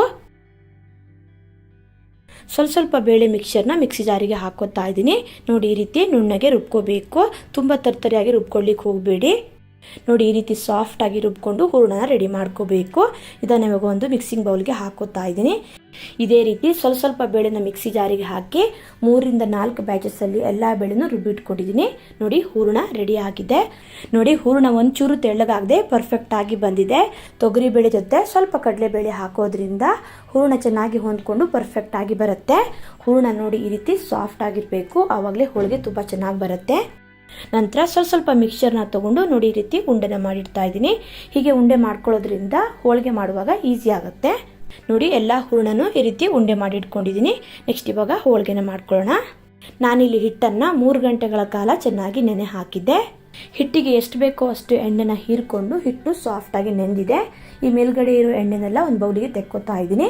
ಇದನ್ನು ಹೋಳಿಗೆ ಮಾಡುವಾಗ ಯೂಸ್ ಮಾಡ್ಕೋಬಹುದು. ನೋಡಿ ಹಿಟ್ಟು ಎಷ್ಟು ಸಾಫ್ಟ್ ಆಗಿದೆ ಅಂತ ಚೆನ್ನಾಗಿ ಒಂದ್ಸಲ ಇದನ್ನು ನಾದ್ಕೋತಾ ಇದ್ದೀನಿ. ನೋಡಿ ಈ ರೀತಿ ತುಂಬಾ ಈಸಿಯಾಗಿ ಕಣ್ಕನ್ನು ರೆಡಿ ಮಾಡ್ಕೋಬಹುದು. ನೋಡಿ ಈ ರೀತಿ ಸಾಫ್ಟಾಗಿ ಕಣ್ಕನ್ನು ರೆಡಿ ಮಾಡ್ಕೊಳ್ಳೋದ್ರಿಂದ ಹೋಳಿಗೆ ತುಂಬಾ ಚೆನ್ನಾಗಿ ಬರುತ್ತೆ. ನೋಡಿ ಈ ರೀತಿ ಸಾಫ್ಟಾಗಿ ಹಿಟ್ಟನ್ನು ರೆಡಿ ಮಾಡ್ಕೊಂಡಾದ್ಮೇಲೆ ಕೈಗೆ ಸ್ವಲ್ಪ ಎಣ್ಣೆನ ಹಚ್ಚಿ ಈ ರೀತಿಯಾಗಿ ಹಿಟ್ಟನ್ನು ತಗೋಬೇಕು. ಹಿಟ್ಟನ್ನು ಹೂರಣದಕ್ಕಿಂತ ಸ್ವಲ್ಪ ಕಡಿಮೆನೇ ತಗೋಬೇಕು. ನಾನಿಲ್ಲಿ ಬಾಳೆ ಎಲೆ ಮೇಲೆ ಹೋಳಿಗೆನ ಮಾಡ್ಕೋತಾ ಇದ್ದೀನಿ. ಬಾಳೆ ಎಲೆಗೆ ಸ್ವಲ್ಪ ಎಣ್ಣೆನ ಹಚ್ಕೋತಾ ಇದ್ದೀನಿ, ಹಿಟ್ಟು ಅಂಟ್ಕೋಬಾರ್ದು ಅಂತ. ಬಾಳೆ ಎಲೆ ಇಲ್ಲ ಅಂತ ಅಂದರೆ ಬಾಳೆ ಎಲೆ ಬದಲು ಬಟರ್ ಪೇಪರ್ ಅಥವಾ ಹೋಳಿಗೆ ಶೀಟನ್ನು ಕೂಡ ಯೂಸ್ ಮಾಡಬಹುದು. ನೋಡಿ ಈ ರೀತಿ ಸ್ವಲ್ಪ ಹಿಟ್ಟನ್ನು ತೊಗೊಂಡಿದ್ದನ್ನು ಈ ರೀತಿ ಅಗಲ ಮಾಡ್ಕೋಬೇಕು. ಸ್ವಲ್ಪ ಇದನ್ನು ಈ ರೀತಿ ಫ್ಲ್ಯಾಟ್ ಮಾಡಿಕೊಂಡು ಮಧ್ಯದಲ್ಲಿ ಹೂರಣನ ಹಾಕೋಬೇಕು. ಹೂರಣ ಹಾಕಿದ ಮೇಲೆ ಹೂರಣನೂ ಕೂಡ ನೋಡಿ ಈ ರೀತಿ ಸ್ವಲ್ಪ ಫ್ಲ್ಯಾಟ್ ಮಾಡ್ಕೊಳ್ಳಿ. ನಂತರ ಹಿಟ್ಟಿಂದ ಹೂರಣನ ಚೆನ್ನಾಗಿ ಕವರ್ ಮಾಡ್ಕೋಬೇಕು. ಹೂರಣ ಎಲ್ಲೂ ಹೊರಗಡೆ ಬರಬಾರ್ದು. ಕೈಗೆ ಸ್ವಲ್ಪ ಎಣ್ಣೆನ ಹಚ್ಚಿ ನೋಡಿ ಈ ರೀತಿ ಕೈಯಿಂದ ನಿಧಾನಕ್ಕೆ ತಟ್ಕೊಂಡ್ರೆ ಆಯಿತು. ನೋಡಿ ಈ ರೀತಿ ಈವನ್ ಆಗಿ ಎಲ್ಲ ಕಡೆ ಚೆನ್ನಾಗಿ ಸ್ಪ್ರೆಡ್ ಮಾಡ್ಕೊಳ್ಳಿ. ಹಿಟ್ಟಿನ ಜೊತೆ ಹೂರಣ ಎಲ್ಲ ಕಡೆ ನೀಟಾಗಿ ಸ್ಪ್ರೆಡ್ ಆಗಬೇಕು. ನಿಮಗೆ ಹೋಳಿಗೆ ಎಷ್ಟು ದಪ್ಪ ಬೇಕು ಅಂತ ನೋಡಿಕೊಂಡು ದಪ್ಪ ಬೇಕಾದ್ರೆ ದಪ್ಪ, ತೆಳ್ಳಗೆ ಬೇಕಾದ್ರೆ ತೆಳ್ಳಗೆ ಮಾಡ್ಕೋಬಹುದು. ನಾನಿಲ್ಲಿ ಇಷ್ಟು ತೆಳ್ಳಗೆ ಮಾಡ್ಕೊಂಡಿದ್ದೀನಿ. ಇನ್ನೂ ತೆಳ್ಳಗೂ ಕೂಡ ಮಾಡ್ಕೋಬಹುದು. ದಪ್ಪ ಬೇಕಿದ್ರೆ ದಪ್ಪ ಮಾಡ್ಕೋಬಹುದು. ನಿಮ್ಗೆ ಯಾವ ರೀತಿ ಬೇಕೋ ಆ ರೀತಿ ಮಾಡ್ಕೊಳ್ಳಿ. ನೋಡಿ ಈ ರೀತಿ ತುಂಬಾ ಈಸಿಯಾಗಿ ಹೋಳಿಗೆನ ಮಾಡ್ಕೋಬಹುದು.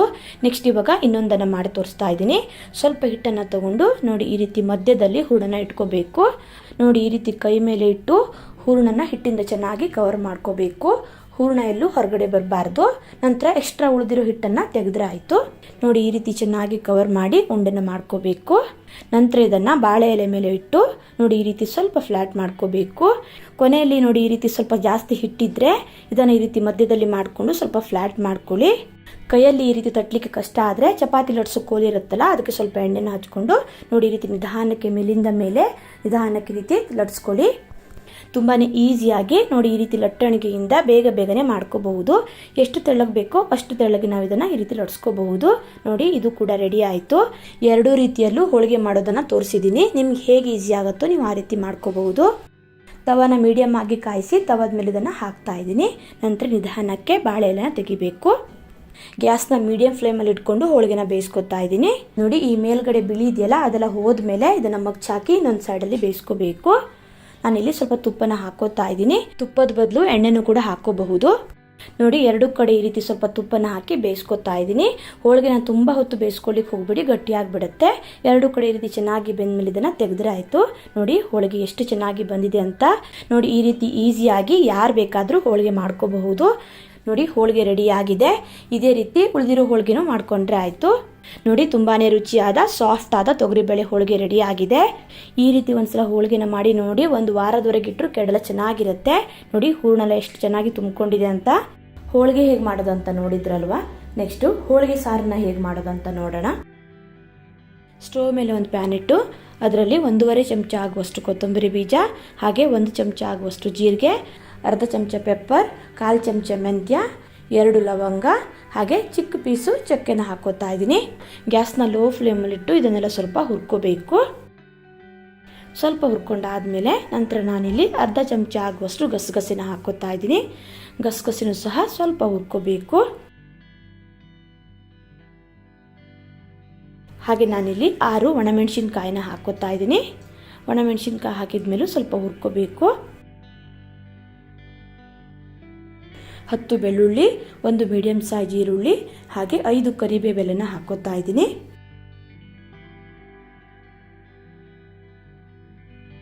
ಇದೆಲ್ಲವನ್ನು ಸ್ವಲ್ಪ ಫ್ರೈ ಮಾಡ್ಕೋಬೇಕು. ಈರುಳ್ಳಿ ಸ್ವಲ್ಪ ಕೆಂಪಗಾಗೋ ತನಕ ಫ್ರೈ ಮಾಡ್ಕೊಂಡ್ರೆ ಆಯಿತು. ನೋಡಿ ಈ ರೀತಿ ಸ್ವಲ್ಪ ಫ್ರೈ ಮಾಡ್ಕೊಂಡಾದ್ಮೇಲೆ ನಂತರ ನಾನಿಲ್ಲಿ 1 ಟೊಮೆಟೊನ ಹಾಕೋತಾ ಇದ್ದೀನಿ. ಟೊಮೆಟೊನು ಸಹ ಸ್ವಲ್ಪ ಮೆತ್ತಗಾಗೋ ತನಕ ಫ್ರೈ ಮಾಡ್ಕೋಬೇಕು. ನೋಡಿ ಈ ರೀತಿ ಟೊಮೆಟೊ ಸ್ವಲ್ಪ ಮೆತ್ತಗಾಗೋ ತನಕ ಫ್ರೈ ಮಾಡ್ಕೊಂಡಾದ್ಮೇಲೆ 4 ಚಮಚ ಆಗುವಷ್ಟು ಹಸಿ ತೆಂಗಿನಕಾಯಿ ತುರಿನ ಹಾಕೋತಾ ಇದ್ದೀನಿ. ಹಾಗೆ ಸ್ವಲ್ಪ ಕೊತ್ತಂಬರಿ ಸೊಪ್ಪನ್ನು ಸಹ ಹಾಕೋತಾ ಇದ್ದೀನಿ. ಚೆನ್ನಾಗಿ ಒಂದ್ಸಲ ಇದನ್ನು ಮಿಕ್ಸ್ ಮಾಡಿಕೊಂಡು ಸ್ಟವ್ನ ಆಫ್ ಮಾಡ್ಕೋತಾ ಇದ್ದೀನಿ. ಇದನ್ನು ಇವಾಗ ಸ್ವಲ್ಪ ತಣಿಲಿಕ್ಕೆ ಬಿಡ್ತಾ ಇದ್ದೀನಿ. ಚೆನ್ನಾಗಿ ತಣಿದ ಮೇಲೆ ಮಿಕ್ಸಿ ಜಾರಿಗೆ ಹಾಕಿ ರುಬ್ಕೋಬೇಕು. ಮಸಾಲೆನೆಲ್ಲ ಮಿಕ್ಸಿ ಜಾರಿಗೆ ಹಾಕೋತಾ ಇದ್ದೀನಿ. ಹಾಗೆ ಬೇಯಿಸ್ಕೊಂಡಿರೋ ಬೇಳೆನೂ ಕೂಡ ಮಿಕ್ಸಿ ಜಾರಿಗೆ ಸೇರಿಸ್ಕೊತಾ ಇದ್ದೀನಿ. ನಂತರ 1 ಚಮಚ ಆಗುವಷ್ಟು ಬೆಲ್ಲನ ಹಾಕೋತಾ ಇದ್ದೀನಿ. ಬೆಲ್ಲನ ಆಮೇಲೆ ಕೂಡ ಸೇರಿಸ್ಕೋಬಹುದು. ರುಬ್ಲಿಕ್ಕೆ ಬೇಕಾಗುವಷ್ಟು ನೀರು ಹಾಕಿ ನೋಡಿ ಈ ರೀತಿ ಇದನ್ನು ನುಣ್ಣಗೆ ರುಬ್ಕೋಬೇಕು. ರುಬ್ಕೊಂಡಿರೋ ಮಸಾಲೆನೆಲ್ಲ ಒಂದು ಪಾತ್ರೆಗೆ ಹಾಕೋತಾ ಇದ್ದೀನಿ. ನಂತರ ಬೇಳೆ ಬೇಯಿಸ್ಕೊಂಡಿರೋ ನೀರಿತ್ತಲ್ಲ ಅದನ್ನು ಇವಾಗ ಸೇರಿಸ್ಕೊತಾ ಇದ್ದೀನಿ. ಬೇಳೆ ಕಟ್ಟು ಜಾಸ್ತಿ ಬೇಕಾದರೆ ಬೇಳೆ ಬೇಯಿಸ್ಕೊಳ್ಳುವಾಗ ನೀರು ಸ್ವಲ್ಪ ಜಾಸ್ತಿ ಹಾಕೊಳ್ಳಿ. ಒಬ್ಬಟ್ಟಿನ ಸಾರನ್ನು ತುಂಬ ರೀತಿಯಲ್ಲಿ ಮಾಡ್ತಾರೆ. ನಾನು ಮಾಡೋ ರೀತಿಯಲ್ಲಿ ನಿಮಗೆ ಮಾಡಿ ತೋರಿಸ್ತಾ ಇದ್ದೀನಿ. ಬೇಳೆ ಕಟ್ಟನ್ನೆಲ್ಲ ಮಸಾಲೆ ಜೊತೆ ಹಾಕ್ಕೊಂಡಿದ್ದೀನಿ. ಚೆನ್ನಾಗಿ ಇದನ್ನು ಇವಾಗ ಮಿಕ್ಸ್ ಮಾಡ್ಕೋಬೇಕು. ಸಾರು ಎಷ್ಟು ತೆಳ್ಳಗೆ ಬೇಕು ಅಂತ ನೋಡಿಕೊಂಡು ಅಷ್ಟು ನೀರನ್ನು ಸೇರಿಸ್ಕೊಳ್ಳಿ. ದಪ್ಪ ಬೇಕಿದ್ರೆ ಸ್ವಲ್ಪ ದಪ್ಪ ಮಾಡ್ಕೋಬಹುದು. ತೆಳ್ಳಗೆ ಬೇಕಿದ್ರೆ ಇನ್ನು ಸ್ವಲ್ಪ ನೀರು ಹಾಕ್ಕೊಂಡು ಚೆನ್ನಾಗಿ ಇದನ್ನು ಮಿಕ್ಸ್ ಮಾಡ್ಕೊಳ್ಳಿ. ನಾನಿಲ್ಲಿ ಮತ್ತೆ 1 ಗ್ಲಾಸ್ ಆಗುವಷ್ಟು ನೀರು ಹಾಕೋತಾ ಇದ್ದೀನಿ. ನೋಡಿ ಇಷ್ಟು ತೆಳ್ಳಗೆ ಮಾಡ್ಕೊಂಡಿದ್ದೀನಿ. ಬೇಳೆನೆಲ್ಲ ಹಾಕಿ ರುಬ್ಕೊಂಡಿರೋದ್ರಿಂದ ತಣ್ಣದ ಮೇಲೆ ಸ್ವಲ್ಪ ದಪ್ಪ ಆಗುತ್ತೆ. ರುಚಿಗೆ ತಕ್ಕಷ್ಟು ಉಪ್ಪನ್ನು ಹಾಕೋತಾ ಇದ್ದೀನಿ. ಉಪ್ಪು ಹಾಕಿ ಚೆನ್ನಾಗಿ ಒಂದ್ಸಲ ಮಿಕ್ಸ್ ಮಾಡ್ಕೋತಾ ಇದ್ದೀನಿ. ನಂತರ 1.5 ಚಮಚ ಆಗುವಷ್ಟು ಹುಣಸೆ ರಸನ ಹಾಕೋತಾ ಇದ್ದೀನಿ. ಟೊಮೆಟೊ ಹಾಕಿರೋದ್ರಿಂದ ಹುಳಿನ ನೋಡ್ಕೊಂಡು ಸೇರಿಸ್ಕೊಳ್ಳಿ. ನಿಮ್ಮ ಹತ್ರ ಈ ರೀತಿ ಹುಣಸೆ ರಸ ಇಲ್ಲ ಅಂತಂದರೆ ಮಸಾಲೆ ರುಬ್ಕೊಳ್ಳುವಾಗ ಸ್ವಲ್ಪ ಹುಳಿನ ಹಾಕಿ ರುಬ್ಕೋಬಹುದು. ನೋಡಿ ಎಲ್ಲವನ್ನು ಹಾಕಿ ಈ ರೀತಿ ಚೆನ್ನಾಗಿ ಮಿಕ್ಸ್ ಮಾಡ್ಕೊಂಡಾದ್ಮೇಲೆ ನಂತರ ಇದನ್ನು ಸ್ಟೋವ್ ಮೇಲೆ ಇಟ್ಟು ಕುದಿಸ್ಕೋಬೇಕು. ಚೆನ್ನಾಗಿ ಸಾರು ಕುದಿ ಬರಬೇಕು. 2ರಿಂದ 3 ನಿಮಿಷ ಇದನ್ನು ಚೆನ್ನಾಗಿ ಕುದಿಸ್ಕೊಳ್ಳಿ. ಅವಾಗ ಈ ರೀತಿ ಕೈ ಆಡಿಸ್ತಾನೆ ಇರಿ. ಬೇಳೆ ಹಾಕಿರೋದ್ರಿಂದ ತಳ ಹಿಡಿಯೋ ಚಾನ್ಸಸ್ ಇರುತ್ತೆ. ಬೆಲ್ಲ ಮತ್ತು ಹುಳಿ ಏನಾದರೂ ಕಡಿಮೆ ಆದರೆ ಚೆಕ್ ಮಾಡಿಕೊಂಡು ಸ್ವಲ್ಪ ಸೇರಿಸ್ಕೋಬಹುದು. ನೋಡಿ ಸಾರು ಚೆನ್ನಾಗಿ ಕುದೀತಾ ಇದೆ. ನೆಕ್ಸ್ಟ್ ಇವಾಗ ಸಾರಿಗೆ ಒಗ್ಗರಣೆ ಕೊಡೋಣ. ಸ್ಟೋವ್ ಮೇಲೆ ಒಂದು ಪಾತ್ರೆ ಇಟ್ಟು ಅದರಲ್ಲಿ 2ರಿಂದ 3 ಚಮಚ ಆಗುವಷ್ಟು ಎಣ್ಣೆ ಹಾಕೋತಾ ಇದ್ದೀನಿ. ಎಣ್ಣೆ ಬಿಸಿ ಆದಮೇಲೆ ಸ್ವಲ್ಪ ಸಾಸಿವೆನ ಹಾಕೋತಾ ಇದ್ದೀನಿ. ಸಾಸಿವೆ ಸಿಡಿಯೋಕ್ಕೆ ಸ್ಟಾರ್ಟ್ ಆದಾಗ 2 ಒಣಮೆಣಸಿನ್ಕಾಯಿ ಹಾಗೆ ಸ್ವಲ್ಪ ಕರಿಬೇವನ್ನು ಹಾಕೋತಾ ಇದ್ದೀನಿ. ಈ ರೀತಿ ಕರಿಬೇವನ್ನೆಲ್ಲ ಸ್ವಲ್ಪ ಬಾಡಿಸ್ಕೋಬೇಕು. ನೋಡಿ ಒಗ್ಗರಣೆ ರೆಡಿ ಆಗಿದೆ. ಸಾರಲ್ಲಿ ಹಾಕಿ ಇವಾಗ ಮಿಕ್ಸ್ ಮಾಡ್ಕೊಳ್ಳೋಣ. ನಂತರ ಚಿಕ್ಕದಾಗಿ ಕಟ್ ಮಾಡಿರೋ ಸ್ವಲ್ಪ ಕೊತ್ತಂಬರಿ ಸೊಪ್ಪನ್ನು ಹಾಕಿ ಚೆನ್ನಾಗಿ ಒಂದ್ಸಲ ಇದನ್ನು ಮಿಕ್ಸ್ ಮಾಡಿಕೊಂಡು ಸ್ಟೋವ್ನ ಆಫ್ ಮಾಡಿಕೊಂಡ್ರೆ ಆಯಿತು. ನೀವೇನಾದರೂ ನನ್ನ ಚಾನೆಲ್ನ ಹೊಸದಾಗಿ ನೋಡ್ತಾ ಇದ್ದರೆ ಪ್ಲೀಸ್ ಸಬ್ಸ್ಕ್ರೈಬ್ ಮಾಡಿ. ಹಾಗೆ ಪಕ್ಕದಲ್ಲಿರೋ ಬೆಲ್ ಐಕನ್ ಕೂಡ ಪ್ರೆಸ್ ಮಾಡಿ. ಯಾಕಂದರೆ ನೆಕ್ಸ್ಟ್ ನಾನು ಅಪ್ಲೋಡ್ ಮಾಡುವ ಎಲ್ಲ ವೀಡಿಯೋಸ್ಗೂ ನಿಮಗೆ ನೋಟಿಫಿಕೇಷನ್ ಬರುತ್ತೆ. ನೋಡಿ ಒಬ್ಬಟ್ಟಿನ ಸಾರು ಅಥವಾ ಹೋಳಿಗೆ ಸಾರು ರೆಡಿಯಾಗಿದೆ. ನೋಡಿ ಈ ರೀತಿ ತುಂಬಾ ಈಸಿಯಾಗಿ ಒಬ್ಬಟ್ಟಿನ ಬೇಳೆ ಕಟ್ಟಿನಿಂದ ರುಚಿಯಾದ ಸಾರನ್ನು ಮಾಡ್ಕೋಬಹುದು. ಹೋಳಿಗೆ ಸಾರು ಹೇಗೆ ಮಾಡೋದು ಅಂತ ನೋಡಿದ್ರಲ್ವಾ. ನಂತರ ತುಂಬಾ ಸಿಂಪಲ್ ಆಗಿ ಸಖತ್ ಟೇಸ್ಟಿಯಾಗಿ ಮಾವಿನಕಾಯಿ ಮಸಾಲ ಚಿತ್ರಾನ್ನ ಹೇಗೆ ಮಾಡೋದು ಅಂತ ತೋರಿಸ್ಕೊಡ್ತಾ ಇದ್ದೀನಿ. ಬೇಗನೆ ಮಾಡ್ಕೊಳ್ಬಹುದು. ತುಂಬಾ ರುಚಿಯಾಗಿರುತ್ತೆ. ಬನ್ನಿ ಹೇಗೆ ಮಾಡೋದು ಅಂತ ನೋಡೋಣ. ಮೊದಲಿಗೆ ಮಸಾಲೆ ರುಬ್ಕೊಳ್ಳಿಕ್ಕೆ ಒಂದು ಚಿಕ್ಕ ಮಿಕ್ಸಿ ಜಾರ್ ತಗೊಂಡು 1/2 ಚಮಚ ಆಗುವಷ್ಟು ಜೀರಿಗೆ, 1 ಚಮಚ ಸಾಸಿವೆ, ಒಂದು 3ರಿಂದ 4 ಚಮಚ ಆಗುವಷ್ಟು ಕಾಯಿ ತುರಿನ ಹಾಕೊಳ್ತಾ ಇದ್ದೀನಿ. ಹಾಗೆ ಖಾರಕ್ಕೆ ಒಂದು 4 ಹಸಿಮೆಣಸಿನಕಾಯಿ, ಸ್ವಲ್ಪ ಕೊತ್ತಂಬರಿ ಸೊಪ್ಪು, ರುಬ್ಲಿಕ್ಕೆ ಸ್ವಲ್ಪ ನೀರು ಹಾಕ್ಕೊಂಡು ನುಣ್ಣಗೆ ಇದನ್ನು ಪೇಸ್ಟ್ ಮಾಡ್ಕೊಳ್ಬೇಕು. ನೀವು ತಿನ್ನೋ ಖಾರಕ್ಕೆ ಅನುಗುಣವಾಗಿ ಹಸಿಮೆಣಸಿನ್ಕಾಯಿನ ಸೇರಿಸ್ಕೊಳ್ಳಿ. ನೋಡಿ ಈ ರೀತಿ ಸ್ವಲ್ಪ ನುಣ್ಣಗೆ ಪೇಸ್ಟ್ ಮಾಡಿಕೊಂಡು ಇದನ್ನು ಇವಾಗ ಪಕ್ಕಕ್ಕೆ ತಿಟ್ಕೊಳ್ತಾ ಇದ್ದೀನಿ. ನೆಕ್ಸ್ಟ್ ಇವಾಗ ಚಿತ್ರಾನ್ನ ಮಾಡಲಿಕ್ಕೆ ಸ್ಟವ್ ಮೇಲೆ ಒಂದು ಕಡಾಯಿ ಇಟ್ಟು 3 ಚಮಚ ಆಗುವಷ್ಟು ಎಣ್ಣೆ ಹಾಕ್ಕೊಳ್ತಾ ಇದ್ದೀನಿ. ಎಣ್ಣೆ ಬದಲು ತುಪ್ಪ ಕೂಡ ಹಾಕ್ಕೊಳ್ಬಹುದು. ಎಣ್ಣೆ ಸ್ವಲ್ಪ ಬಿಸಿ ಆದಮೇಲೆ ಒಂದು 2ರಿಂದ 3 ಚಮಚ ಆಗುವಷ್ಟು ಕಡಲೆ ಬೀಜ ಅಥವಾ ಶೇಂಗಾನ ಹಾಕಿ ಕಡಲೆ ಬೀಜ ಗರ್ಗರಿ ಆಗೋ ತನಕ ಗ್ಯಾಸ್ನ ಕಡಿಮೆ ಉರಿಯಲ್ಲಿ ಇಟ್ಕೊಂಡು ಫ್ರೈ ಮಾಡ್ಕೊಳ್ಬೇಕು. ನೋಡಿ ಈ ರೀತಿ ಸ್ವಲ್ಪ ಕೆಂಪಗಾಗೋ ತನಕ ಫ್ರೈ ಮಾಡಿಕೊಂಡು ಇದನ್ನು ತೆಗೆದು ಸೈಡಲ್ಲಿ ಎತ್ತಿಟ್ಕೊಳ್ತಾ ಇದ್ದೀನಿ. ಕೊನೆಗೆ ಸೇರಿಸ್ಕೊಳ್ತೀನಿ. ಕಡಲೆ ಬೀಜನ ಲಾಸ್ಟಲ್ಲಿ ಹಾಕೊಳ್ಳೋದ್ರಿಂದ ಗರ್ಗರಿ ಆಗಿರುತ್ತೆ. ನಂತರ ಅದೇ ಎಣ್ಣೆಗೆ 1 ಚಮಚ ಕಡಲೆಬೇಳೆ, 1 ಚಮಚ ಉದ್ದಿನಬೇಳೆ, 1/4 ಚಮಚ ಜೀರಿಗೆ, 1/4 ಚಮಚ ಸಾಸಿವೆ, ಹಾಗೆ ಒಂದು 8ರಿಂದ 10 ಆಗುವಷ್ಟು ಗೋಡಂಬಿನ ಹಾಕಿ ಗ್ಯಾಸ್ನ ಕಡಿಮೆ ಉರಿಯಲ್ಲಿ ಇಟ್ಕೊಂಡು ಸ್ವಲ್ಪ ಕೆಂಪಗಾಗೋ ತನಕ ಹುರ್ಕೊಳ್ಬೇಕು. ಗೋಡಂಬಿ ಇದ್ದರೆ ಹಾಕ್ಕೊಳ್ಳಿ, ಇಲ್ಲ ಅಂತಂದರೆ ಸ್ಕಿಪ್ ಮಾಡ್ಕೊಳ್ಬಹುದು. ನೋಡಿ ಈ ರೀತಿ ಸ್ವಲ್ಪ ಕೆಂಪಗಾಗೋ ತನಕ ಹುರ್ಕೊಂಡು ನಂತರ ಚಿಕ್ಕದಾಗಿ ತುರಿದಿರೋ ಒಂದು 1/2 ಇಂಚ್ ಆಗುವಷ್ಟು ಶುಂಠಿ, 1-2 ಒಣಮೆಣಸಿನ್ಕಾಯಿ, ಕರಿಬೇವು ಹಾಗೆ ಸ್ವಲ್ಪ ಇಂಗಿನ ಪುಡಿನ ಹಾಕ್ಕೊಳ್ತಾ ಇದ್ದೀನಿ. ಶುಂಠಿ ಈ ರೀತಿ ತುರಿದು ಹಾಕೋದು ಬೇಡ, ಬಾಯಿಗೆ ಸಿಗತ್ತೆ ಅನಿಸಿದರೆ ರುಬ್ಲಿಕ್ಕೆ ಕೂಡ ಹಾಕ್ಕೊಳ್ಬಹುದು. ಇದೆಲ್ಲವನ್ನು ಸ್ವಲ್ಪ ಫ್ರೈ ಮಾಡಿಕೊಂಡು ನಂತರ ಇದಕ್ಕೆ ರುಬ್ಬಿರೋ ಮಸಾಲೆನ ಹಾಕಿದರೆ ಆಯಿತು. ಸ್ವಲ್ಪ ನೀರು ಕೂಡ ಸೇರಿಸ್ಕೊಳ್ತಾ ಇದ್ದೀನಿ. ಜಾಸ್ತಿ ಒಂದು 2 ಚಮಚ ಆಗುವಷ್ಟು ನೀರು ಹಾಕ್ಕೊಂಡಿದ್ದೀನಿ. ಹಾಗೆ ಒಂದು 1/4 ಚಮಚ ಆಗುವಷ್ಟು ಅರಿಶಿಣದ ಪುಡಿನ ಹಾಕಿ ಚೆನ್ನಾಗಿ ಮಸಾಲೆನ ಫ್ರೈ ಮಾಡ್ಕೊಳ್ಬೇಕು. ಒಂದು 2ರಿಂದ 3 ನಿಮಿಷ ಹಸಿ ವಾಸನೆ ಹೋಗೋ ತನಕ ಚೆನ್ನಾಗಿ ಗ್ಯಾಸ್ನ ಕಡಿಮೆ ಉರಿಯಲ್ಲಿ ಇಟ್ಕೊಂಡು ಫ್ರೈ ಮಾಡ್ಕೊಳ್ಳಿ. ನೋಡಿ ಮಸಾಲೆ ಚೆನ್ನಾಗಿ ಫ್ರೈ ಮಾಡ್ಕೊಂಡಿದ್ದೀನಿ. ಹಾಗೆ ಸೈಡಲ್ಲೆಲ್ಲ ಎಣ್ಣೆ ಬಿಟ್ಕೊಳ್ತಾ ಇದೆ, ಹಸಿ ವಾಸನೆ ಕೂಡ ಹೋಗಿದೆ. ಈ ರೀತಿ ಮಸಾಲೆನ ಚೆನ್ನಾಗಿ ಫ್ರೈ ಮಾಡ್ಕೊಳ್ಳೋದ್ರಿಂದ ಚಿತ್ರಾನ್ನ ತುಂಬಾ ರುಚಿಯಾಗಿ ಬರುತ್ತೆ. ನಂತರ ಈ ಹಂತದಲ್ಲಿ ತುರಿದಿರೋ ಮಾವಿನಕಾಯಿನ ಹಾಕ್ಕೊಳ್ಬೇಕು. ಸ್ವಲ್ಪ ಉಪ್ಪು ಹಾಕಿ ತುರಿದಿರೋ ಮಾವಿನಕಾಯಿನ ಮಸಾಲೆ ಜೊತೆ ಚೆನ್ನಾಗಿ ಮಿಕ್ಸ್ ಮಾಡ್ಕೊಳ್ಳಿ. 1-2 ನಿಮಿಷ ಮಿಕ್ಸ್ ಮಾಡಿದರೆ ಸಾಕು. ಮಾವಿನಕಾಯಿ ಮಸಾಲೆ ಜೊತೆ ಚೆನ್ನಾಗಿ ಬೆರೆತು 1-2 ನಿಮಿಷ ಚೆನ್ನಾಗಿ ಬೇಯಲಿ. ಹುಳಿ ಕಡಿಮೆ ಇಷ್ಟಪಡೋರಾದರೆ ತೋತಾಪುರಿ ಮಾವಿನಕಾಯಿನ ಬಳಸಬಹುದು, ಚೆನ್ನಾಗಿರುತ್ತೆ. ನೋಡಿ ಈ ರೀತಿ ಚೆನ್ನಾಗಿ ಮಿಕ್ಸ್ ಮಾಡಿಕೊಂಡು ಗೊಜ್ಜನ್ನು ರೆಡಿ ಮಾಡ್ಕೊಳ್ಬೇಕು. ಈ ಗೊಜ್ಜನ್ನು 1-2-3 ದಿನ ಫ್ರಿಜ್ಜಲ್ಲಿ ಸ್ಟೋರ್ ಮಾಡಿ ಇಟ್ಕೊಳ್ಬಹುದು. ನಾನು ಸ್ವಲ್ಪ ಗೊಜ್ಜನ್ನು ಎತ್ತಿಟ್ಕೊಳ್ತಾ ಇದ್ದೀನಿ, ಬೇಕಿದ್ರೆ ಆಮೇಲೆ ಸೇರಿಸ್ಕೊಳ್ಬಹುದು.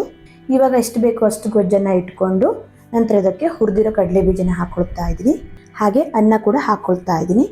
ಅನ್ನನ ಫ್ರೆಶ್ ಆಗಿ ಮಾಡಿ ಕೂಡ ಹಾಕ್ಕೊಳ್ಬಹುದು, ಅಥವಾ ಹಿಂದಿನ ದಿನ ರಾತ್ರಿ ಏನಾದರೂ ಅನ್ನ ಮಿಕ್ಕಿದ್ರೆ ಅದನ್ನು ಕೂಡ ಹಾಕ್ಕೊಳ್ಬಹುದು. ರುಚಿಗೆ ತಕ್ಕಷ್ಟು ಉಪ್ಪು, ಚಿಕ್ಕದಾಗಿ ಕಟ್ ಮಾಡಿರೋ ಸ್ವಲ್ಪ ಕೊತ್ತಂಬರಿ ಸೊಪ್ಪನ್ನು ಹಾಕಿ ಚೆನ್ನಾಗಿ ಇದನ್ನು ಮಿಕ್ಸ್ ಮಾಡ್ಕೊಳ್ಳಿ. ಅನ್ನಕ್ಕೆ ಮಸಾಲೆ ಎಲ್ಲ ಚೆನ್ನಾಗಿ ಹಿಡ್ಕೊಳ್ಬೇಕು. ಸ್ಟೋವ್ನ ಆಫ್ ಮಾಡ್ಕೊಂಡು ಚೆನ್ನಾಗಿ ಮಿಕ್ಸ್ ಮಾಡ್ಕೊಳ್ತಾ ಇದ್ದೀನಿ. ಕೈಯಿಂದ ಕೂಡ ಮಿಕ್ಸ್ ಮಾಡ್ಕೊಳ್ಬಹುದು, ಮಸಾಲೆ ಎಲ್ಲ ಚೆನ್ನಾಗಿ ಹಿಡ್ಕೊಳ್ಳುತ್ತೆ. ಇನ್ನೇನು ಮಾವಿನಕಾಯಿ ಸೀಸನ್ ಸ್ಟಾರ್ಟ್ ಆಗಿದೆ ಅಲ್ವಾ, ಈ ರೀತಿ ತುಂಬಾ ಸುಲಭದಲ್ಲಿ ಮಾವಿನಕಾಯಿ ಬಳಸಿ ಮಸಾಲೆ ಚಿತ್ರಾನ್ನ ಮಾಡ್ಕೊಳ್ಬಹುದು. ಸಖತ್ ಟೇಸ್ಟಿಯಾಗಿರುತ್ತೆ. ಒಂದ್ಸಲ ಮಾಡಿ ತಿಂದರೆ ಮತ್ತೆ ಮತ್ತೆ ಮಾಡಬೇಕು ಅನ್ಸುತ್ತೆ, ಅಷ್ಟು ಚೆನ್ನಾಗಿರುತ್ತೆ. ನೋಡಿದ್ರಲ್ವಾ ತುಂಬಾ ಸುಲಭದಲ್ಲಿ ಯಾವ ರೀತಿ ಮಾವಿನಕಾಯಿ ಮಸಾಲೆ ಚಿತ್ರಾನ್ನ ಮಾಡ್ಕೊಳ್ಬಹುದು ಅಂತ. ಮಾವಿನಕಾಯಿ ಮಸಾಲೆ ಚಿತ್ರಾನ್ನ ಹೇಗೆ ಮಾಡೋದಂತ ನೋಡಿದ್ರಲ್ವಾ. ನೆಕ್ಸ್ಟ್ ಇವಾಗ ಕಾಳು ಗೊಜ್ಜನ್ನು ಹೇಗೆ ಮಾಡೋದಂತ ನೋಡೋಣ. ಮೊದಲಿಗೆ ಮಸಾಲೆನ ರುಬ್ಕೊಳ್ಳಿಕ್ಕೆ ಸ್ಟೋವ್ ಮೇಲೆ ಒಂದು ಪ್ಯಾನ್ ಇಟ್ಟು 1 ಚಮಚ ಆಗುವಷ್ಟು ಎಣ್ಣೆ ಹಾಕೋತಾ ಇದ್ದೀನಿ. ಹಾಗೆ ಅರ್ಧ ಇಂಚ್ ಆಗುವಷ್ಟು ಶುಂಠಿ, ಹಾಗೆ 10 ಬೆಳ್ಳುಳ್ಳಿನ ಸಿಪ್ಪೆ ತೆಗೆದು ಹಾಕ್ಕೊಂಡಿದ್ದೀನಿ. ನಂತರ 1 ಈರುಳ್ಳಿನ ರಫ್ ಆಗಿ ಕಟ್ ಮಾಡಿ ಹಾಕ್ಕೊಂಡಿದ್ದೀನಿ. ಇದಿಷ್ಟನ್ನು ಗ್ಯಾಸ್ನ ಮೀಡಿಯಂ ಫ್ಲೇಮಲ್ಲಿ ಇಟ್ಕೊಂಡು ಸ್ವಲ್ಪ ಹುರ್ಕೊಳ್ಳಿ. ನೋಡಿ ಈ ರೀತಿ ಸ್ವಲ್ಪ ಹುರ್ಕೊಂಡಾದಮೇಲೆ ನಂತರ 1 ಟೊಮೆಟೊನ ಕಟ್ ಮಾಡಿ ಹಾಕೋತಾ ಇದ್ದೀನಿ. ಗ್ರೇವಿ ಜಾಸ್ತಿ ಬೇಕಂದರೆ ಟೊಮೆಟೊ ಮತ್ತು ಈರುಳ್ಳಿ ಕ್ವಾಂಟಿಟಿನ ಜಾಸ್ತಿ ಹಾಕೋಬಹುದು. ನೋಡಿ ಈ ರೀತಿ ಸ್ವಲ್ಪ ಇದನ್ನು ಫ್ರೈ ಮಾಡಿಕೊಂಡು ನಂತರ ಇದಕ್ಕೆ 2 ಪೀಸ್ ಚಕ್ಕೆ, 3 ಲವಂಗ, 1 ಏಲಕ್ಕಿನ ಹಾಕೋತಾ ಇದ್ದೀನಿ. ಹಾಗೆ 2 ಚಮಚ ಆಗುವಷ್ಟು ಧನಿಯಾ ಬೀಜ, 4 ಒಣಮೆಣಸಿನ್ಕಾಯಿನ ಹಾಕೋತಾ ಇದ್ದೀನಿ. ಒಣಮೆಣಸಿನ್ಕಾಯಿ ಮತ್ತು ಧನಿಯಾ ಬೀಜದ ಬದಲು ಚಿಲ್ಲಿ ಪೌಡ್ರ್ ಅಥವಾ ಧನಿಯಾ ಪೌಡ್ರ್ ಕೂಡ ಯೂಸ್ ಮಾಡಬಹುದು.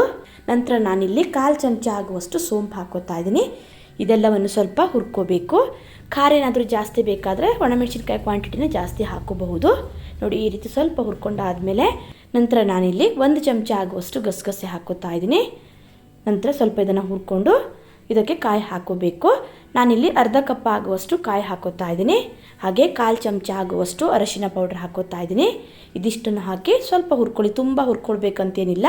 1-2 ನಿಮಿಷ ನೋಡಿ ಈ ರೀತಿ ಚೆನ್ನಾಗಿ ಹುರ್ಕೊಳ್ಳಿ. ನೋಡಿ ಈ ರೀತಿ ಸ್ವಲ್ಪ ಹುರ್ಕೊಂಡಾದಮೇಲೆ ನಂತರ ಇದಕ್ಕೆ ಸ್ವಲ್ಪ ಕೊತ್ತಂಬರಿ ಸೊಪ್ಪನ್ನು ಹಾಕೋತಾ ಇದ್ದೀನಿ. ಕೊತ್ತಂಬರಿ ಸೊಪ್ಪು ಹಾಕಿದ ಮೇಲೆ ಚೆನ್ನಾಗಿ ಒಂದ್ಸಲ ಮಿಕ್ಸ್ ಮಾಡಿಕೊಂಡು ಸ್ಟೋವ್ನ ಆಫ್ ಮಾಡಿಕೊಂಡ್ರೆ ಆಯಿತು. ತುಂಬ ಹೊತ್ತೇನು ಹುರ್ಕೊಳ್ಳೋದು ಬೇಡ, ಕೊತ್ತಂಬರಿ ಸೊಪ್ಪು ಸ್ವಲ್ಪ ಬಾಡಿದರೆ ಸಾಕು. ನಂತರ ಇದನ್ನು ತಣಿಲಿಕ್ಕೆ ಬಿಡೋಣ. ಸ್ವಲ್ಪ ತಣಿದ ಮೇಲೆ ಮಿಕ್ಸಿ ಜಾರಿಗೆ ಹಾಕಿ ರುಬ್ಕೋಬೇಕು. ಮಸಾಲೆನೆಲ್ಲ ಮಿಕ್ಸಿ ಜಾರಿಗೆ ಹಾಕ್ಕೊಂಡಿದ್ದೀನಿ. ಹಾಗೆ ರುಬ್ಲಿಕ್ಕೆ ಎಷ್ಟು ಬೇಕೋ ಅಷ್ಟು ನೀರನ್ನು ಹಾಕಿ ಇದನ್ನು ನೈಸಾಗಿ ರುಬ್ಕೋಬೇಕು. ನೋಡಿ ಈ ರೀತಿ ನುಣ್ಣಗೆ ರುಬ್ಕೊಂಡು ಸೈಡಲ್ಲಿ ಇಟ್ಕೋತಾ ಇದ್ದೀನಿ. ನೆಕ್ಸ್ಟ್ ಇವಾಗ ಸಾಂಬಾರು ಮಾಡಲಿಕ್ಕೆ ಸ್ಟೋವ್ ಮೇಲೆ ಕುಕ್ಕರ್ ಇಟ್ಟು ಅದರಲ್ಲಿ 2 ಚಮಚ ಆಗುವಷ್ಟು ಎಣ್ಣೆ ಹಾಕೋತಾ ಇದ್ದೀನಿ. ಎಣ್ಣೆ ಸ್ವಲ್ಪ ಬಿಸಿ ಆದಮೇಲೆ ಸ್ವಲ್ಪ ಕರಿಬೇವು, ಹಾಗೆ 1 ಈರುಳ್ಳಿನ ಚಿಕ್ಕದಾಗಿ ಕಟ್ ಮಾಡಿ ಹಾಕ್ಕೊಂಡಿದ್ದೀನಿ. ಈರುಳ್ಳಿನ ಸ್ವಲ್ಪ ಕೆಂಪಗಾಗೋ ತನಕ ಫ್ರೈ ಮಾಡ್ಕೋಬೇಕು. ಈರುಳ್ಳಿನ ಸ್ವಲ್ಪ ಫ್ರೈ ಮಾಡ್ಕೊಂಡಾದಮೇಲೆ ನಂತರ ಇದಕ್ಕೆ ಆಲೂಗಡ್ಡೆ ಮತ್ತು ಬದನೆಕಾಯಿನ ಸೇರಿಸ್ಕೊತಾ ಇದ್ದೀನಿ. ಕುಕ್ಕರಲ್ಲಿ ಬೇಯಿಸ್ಕೊತಾ ಇರೋದ್ರಿಂದ ಆಲೂಗಡ್ಡೆ ಮತ್ತು ಬದನೆಕಾಯಿನ ಸ್ವಲ್ಪ ದೊಡ್ಡ ದೊಡ್ಡ ಪೀಸ್ಗಳಾಗಿ ಕಟ್ ಮಾಡ್ಕೊಂಡಿದ್ದೀನಿ. ನಂತರ ನೆನೆಸಿಟ್ಕೊಂಡಿರೋ ಕಡಲೆಕಾಳನ್ನು ಹಾಕೋತಾ ಇದ್ದೀನಿ. ನಂತರ ಸ್ವಲ್ಪ ಉಪ್ಪು ಹಾಕಿ ಚೆನ್ನಾಗಿ ಒಂದ್ಸಲ ಇದನ್ನು ಮಿಕ್ಸ್ ಮಾಡ್ಕೊತಾ ಇದ್ದೀನಿ. ಕಡಲೆಕಾಳನ್ನು ಚೆನ್ನಾಗಿ ನೆನೆಸ್ಕೋಬೇಕು. ರಾತ್ರಿ ನೆನೆಸಿಟ್ರೆ ಬೆಳಿಗ್ಗೆ ಸಾಂಬಾರು ಮಾಡಬಹುದು. ನೋಡಿ ಈ ರೀತಿ ಚೆನ್ನಾಗಿ ಒಂದ್ಸಲ ಮಿಕ್ಸ್ ಮಾಡಿಕೊಂಡು ನಂತರ ರುಬ್ಬಿಟ್ಕೊಂಡಿರೋ ಮಸಾಲೆನ ಹಾಕೋಬೇಕು. ಚೆನ್ನಾಗಿ ಹುರ್ಕೊಂಡಿರೋದ್ರಿಂದ ಮಸಾಲೆನ ಮತ್ತೆ ಹುರ್ಕೋಬೇಕಂತಿಲ್ಲ, ಹಾಗೆ ತರಕಾರಿ ಜೊತೆ ಹಾಕಿ ಮಿಕ್ಸ್ ಮಾಡಿದರೆ ಆಯಿತು. ಮಸಾಲೆನೆಲ್ಲ ಹಾಕಿ ಚೆನ್ನಾಗಿ ಒಂದ್ಸಲ ಮಿಕ್ಸ್ ಮಾಡಿಕೊಂಡು ನಂತರ ಇದಕ್ಕೆ ನೀರು ಸೇರಿಸಿದರೆ ಆಯಿತು. ಗೊಜ್ಜು ಯಾವ ಕನ್ಸಿಸ್ಟೆನ್ಸಿಲಿ ಬೇಕು ಅಂತ ನೋಡಿಕೊಂಡು ಅಷ್ಟು ನೀರನ್ನು ಸೇರಿಸಿ ಕನ್ಸಿಸ್ಟೆನ್ಸಿನ ಅಡ್ಜಸ್ಟ್ ಮಾಡ್ಕೊಳ್ಳಿ. ನೋಡಿ ಸ್ವಲ್ಪ ನೀರು ಹಾಕ್ಕೊಂಡು ಚೆನ್ನಾಗಿ ಇದನ್ನು ಮಿಕ್ಸ್ ಮಾಡ್ಕೊತಾ ಇದ್ದೀನಿ. ರಾತ್ರಿ ಕಡಲೆ ನೆನೆಸಿಟ್ಕೊಂಡ್ರೆ ಬೆಳಿಗ್ಗೆ 15 ನಿಮಿಷಕ್ಕೆಲ್ಲ ಈ ಗೊಜ್ಜು ರೆಡಿ ಆಗಿಬಿಡುತ್ತೆ. ಟೇಸ್ಟು ಅಷ್ಟೇ ತುಂಬಾ ಸೂಪರ್ ಆಗಿರುತ್ತೆ. ನೋಡಿ ನಾನಿಲ್ಲಿ ಗೊಜ್ಜನ್ನು ಈ ಕನ್ಸಿಸ್ಟೆನ್ಸಿಲಿ ಇಟ್ಕೊಂಡಿದ್ದೀನಿ. ಇನ್ನೂ ತೆಳ್ಳಗೆ ಬೇಕಿದ್ರೆ ತೆಳ್ಳಗೆ ಮಾಡ್ಕೋಬಹುದು. ನಂತರ ಇದಕ್ಕೆ ಸ್ವಲ್ಪ ಉಪ್ಪು ಹಾಕೋತಾ ಇದ್ದೀನಿ. ಆಲ್ರೆಡಿ ಸ್ವಲ್ಪ ಉಪ್ಪು ಹಾಕಿರೋದ್ರಿಂದ ಉಪ್ಪನ್ನು ನೋಡ್ಕೊಂಡು ಸೇರಿಸ್ಕೊಳ್ಳಿ. ನಂತರ ಇದಕ್ಕೆ 1-2 ಚಮಚ ಆಗುವಷ್ಟು ಹುಣಸೆ ರಸನ ಹಾಕೋತಾ ಇದ್ದೀನಿ. ಇದು ಕಂಪ್ಲೀಟ್ಲಿ ಆಪ್ಷನಲ್, ಬೇಕಿದ್ರಷ್ಟೇ ಹಾಕೋಬಹುದು. ಹುಣಸೆ ರಸದ ಬದಲು ಹುಳಿ ಟೊಮೆಟೊ ಕೂಡ ಯೂಸ್ ಮಾಡಬಹುದು. ನೋಡಿ ಎಲ್ಲವನ್ನು ಹಾಕಿ ಚೆನ್ನಾಗಿ ಮಿಕ್ಸ್ ಮಾಡಿಕೊಂಡು ನೋಡಿ ಈ ರೀತಿ ಒಂದು ಕುದಿ ಬರಲಿಕ್ಕೆ ಸ್ಟಾರ್ಟ್ ಆದಾಗ ಮುಚ್ಚಳನ ಮುಚ್ಚಿ 2 ವಿಸಿಲ್ ಆಗೋ ತನಕ ಬೇಯಿಸ್ಕೋಬೇಕು. 2 ವಿಸಿಲ್ ಆಗಿ ಪ್ರೆಷರ್ ಎಲ್ಲ ಹೋದ್ಮೇಲೆ ಮುಚ್ಚಳನ ಓಪನ್ ಮಾಡ್ತಾ ಇದ್ದೀನಿ. ನೋಡಿ ಕಡಲೆಕಾಳು ಗೊಜ್ಜು ಯಾವ ರೀತಿ ಬಂದಿದೆ ಅಂತ. ಈ ರೀತಿ ತುಂಬಾ ಈಸಿಯಾಗಿ ನಾವು ಕಡಲೆಕಾಳು ಗೊಜ್ಜನ್ನು ಮಾಡ್ಕೋಬಹುದು. ಕೊನೆಗೆ ನಾನಿಲ್ಲಿ ಚಿಕ್ಕದಾಗಿ ಕಟ್ ಮಾಡಿರೋ ಸ್ವಲ್ಪ ಕೊತ್ತಂಬರಿ ಸೊಪ್ಪು ಹಾಕಿ ಮಿಕ್ಸ್ ಮಾಡ್ಕೋತಾ ಇದ್ದೀನಿ. ನೋಡಿ, ರುಚಿಯಾದ ಕಡಲೆಕಾಳು ಗೊಜ್ಜು ರೆಡಿಯಾಗಿದೆ. ಈ ರೀತಿ ತುಂಬಾ ಸುಲಭದಲ್ಲಿ ಬೇಗನೆ ಕಡಲೆಕಾಳು ಗೊಜ್ಜನ್ನು ಮಾಡ್ಕೋಬಹುದು. ಅನ್ನ, ಚಪಾತಿ, ದೋಸೆ, ಮುದ್ದೆಗೆಲ್ಲ ಸೂಪರ್ ಆಗಿರುತ್ತೆ. ಈ ವಿಧಾನದಲ್ಲಿ ನೀವು ಕೂಡ ಒಂದ್ಸಲ ಟ್ರೈ ಮಾಡಿ ನೋಡಿ, ಹೇಗೆ ಬಂದಿದೆ ಅಂತ ಕಮೆಂಟಲ್ಲಿ ತಿಳಿಸಿ. ಕಾಳು ಗೊಜ್ಜನ್ನು ಹೇಗೆ ಮಾಡೋದಂತ ನೋಡಿದ್ರಲ್ವಾ. ನಂತರ ತುಂಬಾ ಸಿಂಪಲ್ ಆಗಿ ಕೆಲವೇ ನಿಮಿಷದಲ್ಲಿ ರುಚಿಯಾದ ಕ್ಯಾಬೇಜ್ ಪಲ್ಯನ ಹೇಗೆ ಮಾಡೋದಂತ ತೋರಿಸ್ಕೊಡ್ತಾ ಇದ್ದೀನಿ. ಬನ್ನಿ ಮಾಡುವ ವಿಧಾನ ನೋಡೋಣ. ಮೊದಲಿಗೆ ಸ್ಟವ್ ಮೇಲೆ ಒಂದು ಕಡಾಯಿ ಇಟ್ಟು 1-2 ಚಮಚ ಆಗುವಷ್ಟು ಎಣ್ಣೆ ಹಾಕಿ, ಎಣ್ಣೆ ಬಿಸಿ ಆದಮೇಲೆ 1/2 ಚಮಚ ಸಾಸಿವೆ, 1 ಚಮಚ ಉದ್ದಿನಬೇಳೆ, 1 ಚಮಚ ಆಗುವಷ್ಟು ಕಡಲೆಬೇಳೆ, ಹಾಗೆ 1/2 ಚಮಚ ಆಗುವಷ್ಟು ಜೀರಿಗೆನ ಹಾಕಿ ಸ್ವಲ್ಪ ಇದನ್ನು ಫ್ರೈ ಮಾಡ್ಕೊಳ್ಬೇಕು. ಗ್ಯಾಸ್ನ ಕಡಿಮೆ ಉರಿಯಲ್ಲಿ ಇಟ್ಕೊಂಡು ಕಡಲೆಬೇಳೆ, ಉದ್ದಿನಬೇಳೆ ಎಲ್ಲ ಸ್ವಲ್ಪ ಕೆಂಪಗಾಗೋ ತನಕ ಚೆನ್ನಾಗಿ ಇದನ್ನು ಫ್ರೈ ಮಾಡ್ಕೊಳ್ಳಿ. ನಂತರ ಚಿಟಿಕೆ ಆಗುವಷ್ಟು ಇಂಗು, ಖಾರಕ್ಕೆ 1-2-3 ಆಗುವಷ್ಟು ಹಸಿಮೆಣಸಿನ್ಕಾಯಿ, ಚಿಕ್ಕದಾಗಿ ತುರಿದಿರೋ ಸ್ವಲ್ಪ ಶುಂಠಿ, ಸ್ವಲ್ಪ ಕರಿಬೇವನ್ನ ಹಾಕಿ ಸ್ವಲ್ಪ ಇದನ್ನು ಫ್ರೈ ಮಾಡ್ಕೊಳ್ತಾ ಇದ್ದೀನಿ. ಖಾರ ಜಾಸ್ತಿ ಬೇಕಾದರೆ ಹಸಿಮೆಣಸಿನ್ಕಾಯಿ ಕ್ವಾಂಟಿಟಿನ ಜಾಸ್ತಿ ಹಾಕ್ಕೊಳ್ಬಹುದು. ಸ್ವಲ್ಪ ಇದನ್ನು ಬಾಡಿಸ್ಕೊಂಡು ನಂತರ ಇದಕ್ಕೆ ಈರುಳ್ಳಿನ ಸೇರಿಸ್ಕೊಳ್ತಾ ಇದ್ದೀನಿ. 2 ಮೀಡಿಯಮ್ ಸೈಜ್ ಈರುಳ್ಳಿನ ಚಿಕ್ಕದಾಗಿ ಕಟ್ ಮಾಡಿ ಹಾಕಿ ಸ್ವಲ್ಪ ಕೆಂಪಗಾಗೋ ತನಕ ಈರುಳ್ಳಿನ ಚೆನ್ನಾಗಿ ಹುರ್ಕೊಳ್ಳಿ. ಈರುಳ್ಳಿನ ಸ್ವಲ್ಪ ಫ್ರೈ ಮಾಡ್ಕೊಂಡ್ಮೇಲೆ ನಂತರ ಇದಕ್ಕೆ ಕಟ್ ಮಾಡಿ ಇಟ್ಕೊಂಡಿರೋ ಕ್ಯಾಬೇಜ್ ಅಥವಾ ಎಲೆಕೋಸನ್ನ ಹಾಕೊಳ್ತಾ ಇದ್ದೀನಿ. ರುಚಿಗೆ ತಕ್ಕಷ್ಟು ಉಪ್ಪು, 1/4 ಚಮಚ ಆಗುವಷ್ಟು ಅರಿಶಿನ ಪುಡಿನ ಹಾಕಿ ಮಿಕ್ಸ್ ಮಾಡ್ಕೊಳ್ತಾ ಇದ್ದೀನಿ.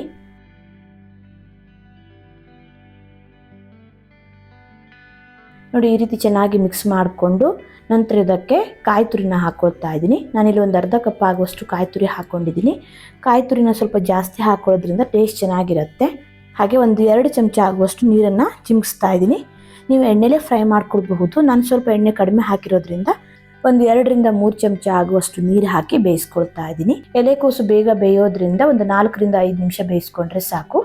ಎಲ್ಲವನ್ನು ಹಾಕಿ ಚೆನ್ನಾಗಿ ಮಿಕ್ಸ್ ಮಾಡಿಕೊಂಡು ಗ್ಯಾಸ್ನ ಕಡಿಮೆ ಉರಿಯಲ್ಲಿ ಇಟ್ಕೊಂಡು 4-5 ನಿಮಿಷ ಚೆನ್ನಾಗಿ ಬೇಯಿಸ್ಕೊಳ್ಬೇಕು. ಮಧ್ಯದಲ್ಲಿ ಅವಾಗವಾಗ ತಿರುಗಿಸ್ತಾನೆ ಇರಿ, ಇಲ್ಲಾಂದ್ರೆ ತಲೆ ಹಿಡ್ಕೊಳ್ಳೋ ಚಾನ್ಸಸ್ ಇರುತ್ತೆ. 8-10 ನಿಮಿಷಕ್ಕೆಲ್ಲ ಈ ಪಲ್ಯ ರೆಡಿ ಆಗಿಬಿಡತ್ತೆ. ಬೇಗನೆ ಮಾಡ್ಕೊಳ್ಬಹುದು. ನೋಡಿ, ಕ್ಯಾಬೇಜ್ ಚೆನ್ನಾಗಿ ಬೆಂದಿದೆ.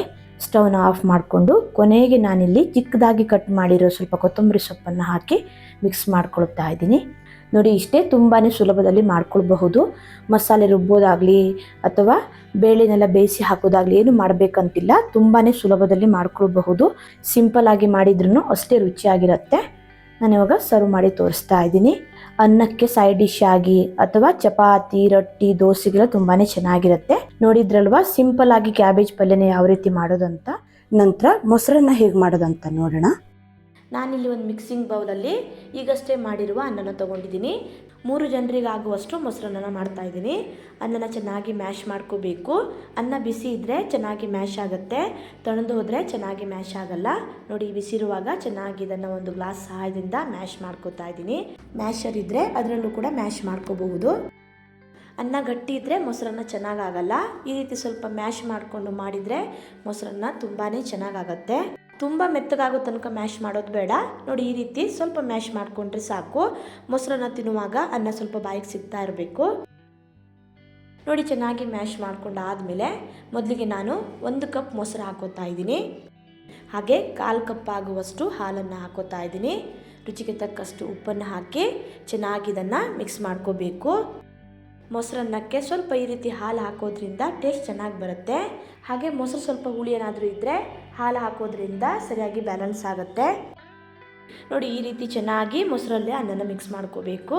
ಸ್ವಲ್ಪ ಗಟ್ಟಿ ಇರೋದ್ರಿಂದ ಮತ್ತೆ 1 ಕಪ್ ಆಗುವಷ್ಟು ಮೊಸರು ತೊಗೊಂಡು ಅದರಲ್ಲಿ 3/4 ಕಪ್ ಆಗುವಷ್ಟು ಮೊಸರನ್ನ ಹಾಕ್ಕೊಂಡಿದ್ದೀನಿ. ಮೊಸರು ಹಾಕಿದ್ಮೇಲೆ ಚೆನ್ನಾಗಿ ಒಂದ್ಸಲ ಮಿಕ್ಸ್ ಮಾಡ್ಕೋತಾ ಇದ್ದೀನಿ. ನಾನಿಲ್ಲಿ ಗ್ಲಾಸ್ ಸಹಾಯದಿಂದ ಚೆನ್ನಾಗಿ ಒಂದ್ಸಲ ಮ್ಯಾಶ್ ಮಾಡ್ಕೋತಾ ಇದ್ದೀನಿ. ನೋಡಿ, ಚೆನ್ನಾಗಿ ಮ್ಯಾಶ್ ಮಾಡ್ಕೊಂಡಾದ್ಮೇಲೆ ಇನ್ನು ಸ್ವಲ್ಪ ಮೊಸರು ಹಾಗೆ ಬೌಲಲ್ಲಿ ಇಟ್ಟಿದ್ನಲ್ವ ಅದನ್ನು ಕೂಡ ಹಾಕೋತಾ ಇದ್ದೀನಿ. ನಾನಿಲ್ಲಿ ಟೋಟಲ್ 2 ಕಪ್ ಆಗುವಷ್ಟು ಮೊಸರನ್ನು ಹಾಕ್ಕೊಂಡಿದ್ದೀನಿ. ನೋಡಿ, ಈ ಕನ್ಸಿಸ್ಟೆನ್ಸಿಲಿ ಇರಬೇಕು. ತುಂಬ ಗಟ್ಟಿನೂ ಇರಬಾರ್ದು, ತುಂಬ ತೆಳ್ಳಗೂ ಇರಬಾರ್ದು. ಮೊಸರನ್ನ ದಪ್ಪ ಆದರೆ ಸ್ವಲ್ಪ ನೀರು ಅಥವಾ ಹಾಲು ಹಾಕಿ ಸ್ವಲ್ಪ ತೆಳ್ಳಗೆ ಮಾಡ್ಕೋಬಹುದು. ನೋಡಿ, ಈ ರೀತಿ ರೆಡಿ ಮಾಡ್ಕೊಂಡಾದ್ಮೇಲೆ ನೆಕ್ಸ್ಟ್ ಇವಾಗ ಇದಕ್ಕೊಂದು ಒಗ್ಗರಣೆ ಕೊಡಬೇಕು. ನಾನಿಲ್ಲಿ ಒಗ್ಗರಣೆ ಕೊಡಲಿಕ್ಕೆ ಸ್ಟವ್ ಮೇಲೆ ಒಂದು ಪಾತ್ರೆ ಇಟ್ಟು 2 ಚಮಚ ಆಗುವಷ್ಟು ಎಣ್ಣೆನ ಹಾಕೋತಾ ಇದ್ದೀನಿ. ಎಣ್ಣೆ ಬಿಸಿ ಆದಮೇಲೆ 1/2 ಚಮಚ ಸಾಸಿವೆನ ಹಾಕೋತಾ ಇದ್ದೀನಿ. ಸಾಸಿವೆ ಸ್ವಲ್ಪ ಸಿಡಿದ ಮೇಲೆ 1 ಚಮಚ ಉದ್ದಿನಬೇಳೆ, 1 ಚಮಚ ಕಡಲೆಬೇಳೆನ ಹಾಕೋತಾ ಇದ್ದೀನಿ. ಗ್ಯಾಸ್ನ ಲೋ ಫ್ಲೇಮಲ್ಲಿಟ್ಟು ಇದನ್ನು ಹುರ್ಕೋಬೇಕು. ಉದ್ದಿನಬೇಳೆ, ಕಡಲೆಬೇಳೆ ಎರಡು ಸ್ವಲ್ಪ ಕ್ರಿಸ್ಪಿ ಆಗಬೇಕು. ನೋಡಿ ಸ್ವಲ್ಪ ಕಲರ್ ಚೇಂಜ್ ಆಗೋವರೆಗೆ ಇದನ್ನು ಹುರ್ಕೊಂಡಾದ್ಮೇಲೆ ಒಂದು ಬ್ಯಾಡಗಿ ಮೆಣಸಿನ್ಕಾಯಿನ ಹಾಕೋತಾ ಇದ್ದೀನಿ. ಹಾಗೆ ಸ್ವಲ್ಪ ಕರಿಬೇವನ್ನ ಹಾಕಿ ಇದೆಲ್ಲವನ್ನು ಸ್ವಲ್ಪ ಹುರ್ಕೋತಾ ಇದ್ದೀನಿ. ನಂತರ ಖಾರಕ್ಕೆ 2 ಹಸಿಮೆಣಸಿನ್ಕಾಯಿನ ಹಾಕೋತಾ ಇದ್ದೀನಿ. ನಿಮಗೆ ಖಾರ ಎಷ್ಟು ಬೇಕು ಅಂತ ನೋಡಿಕೊಂಡು ಹಸಿಮೆಣಸಿನ್ಕಾಯಿನ ಹೆಚ್ಚು ಕಮ್ಮಿ ಹಾಕೋಬಹುದು. ಚೆನ್ನಾಗಿ ಇದನ್ನೆಲ್ಲ ಹುರ್ಕೋಬೇಕು. ಉದ್ದಿನಬೇಳೆ ಮತ್ತು ಕಡಲೆಬೇಳೆ ಎಲ್ಲ ಸ್ವಲ್ಪ ಕ್ರಿಸ್ಪಿಯಾಗಿ ಹುರ್ಕೊಳ್ಳೋದ್ರಿಂದ ಮೊಸರನ್ನ ತಿನ್ನುವಾಗ ಚೆನ್ನಾಗಾಗತ್ತೆ. ನಂತರ 2 ಚಿಟಿಕೆಯಷ್ಟು ಇಂಗನ್ನು ಹಾಕೋತಾ ಇದ್ದೀನಿ. ಹಿಂಗೆ ಹಾಕಿ ಚೆನ್ನಾಗಿ ಮಿಕ್ಸ್ ಮಾಡಿಕೊಂಡು ಮೊಸರನ್ನಕ್ಕೆ ಸೇರಿಸ್ಕೋತಾ ಇದ್ದೀನಿ. ಒಗ್ಗರಣೆನ ಮೊಸರನ್ನಕ್ಕೆ ಸೇರಿಸಿದ ಮೇಲೆ ಚೆನ್ನಾಗಿ ಇದನ್ನು ಮಿಕ್ಸ್ ಮಾಡ್ಕೋಬೇಕು.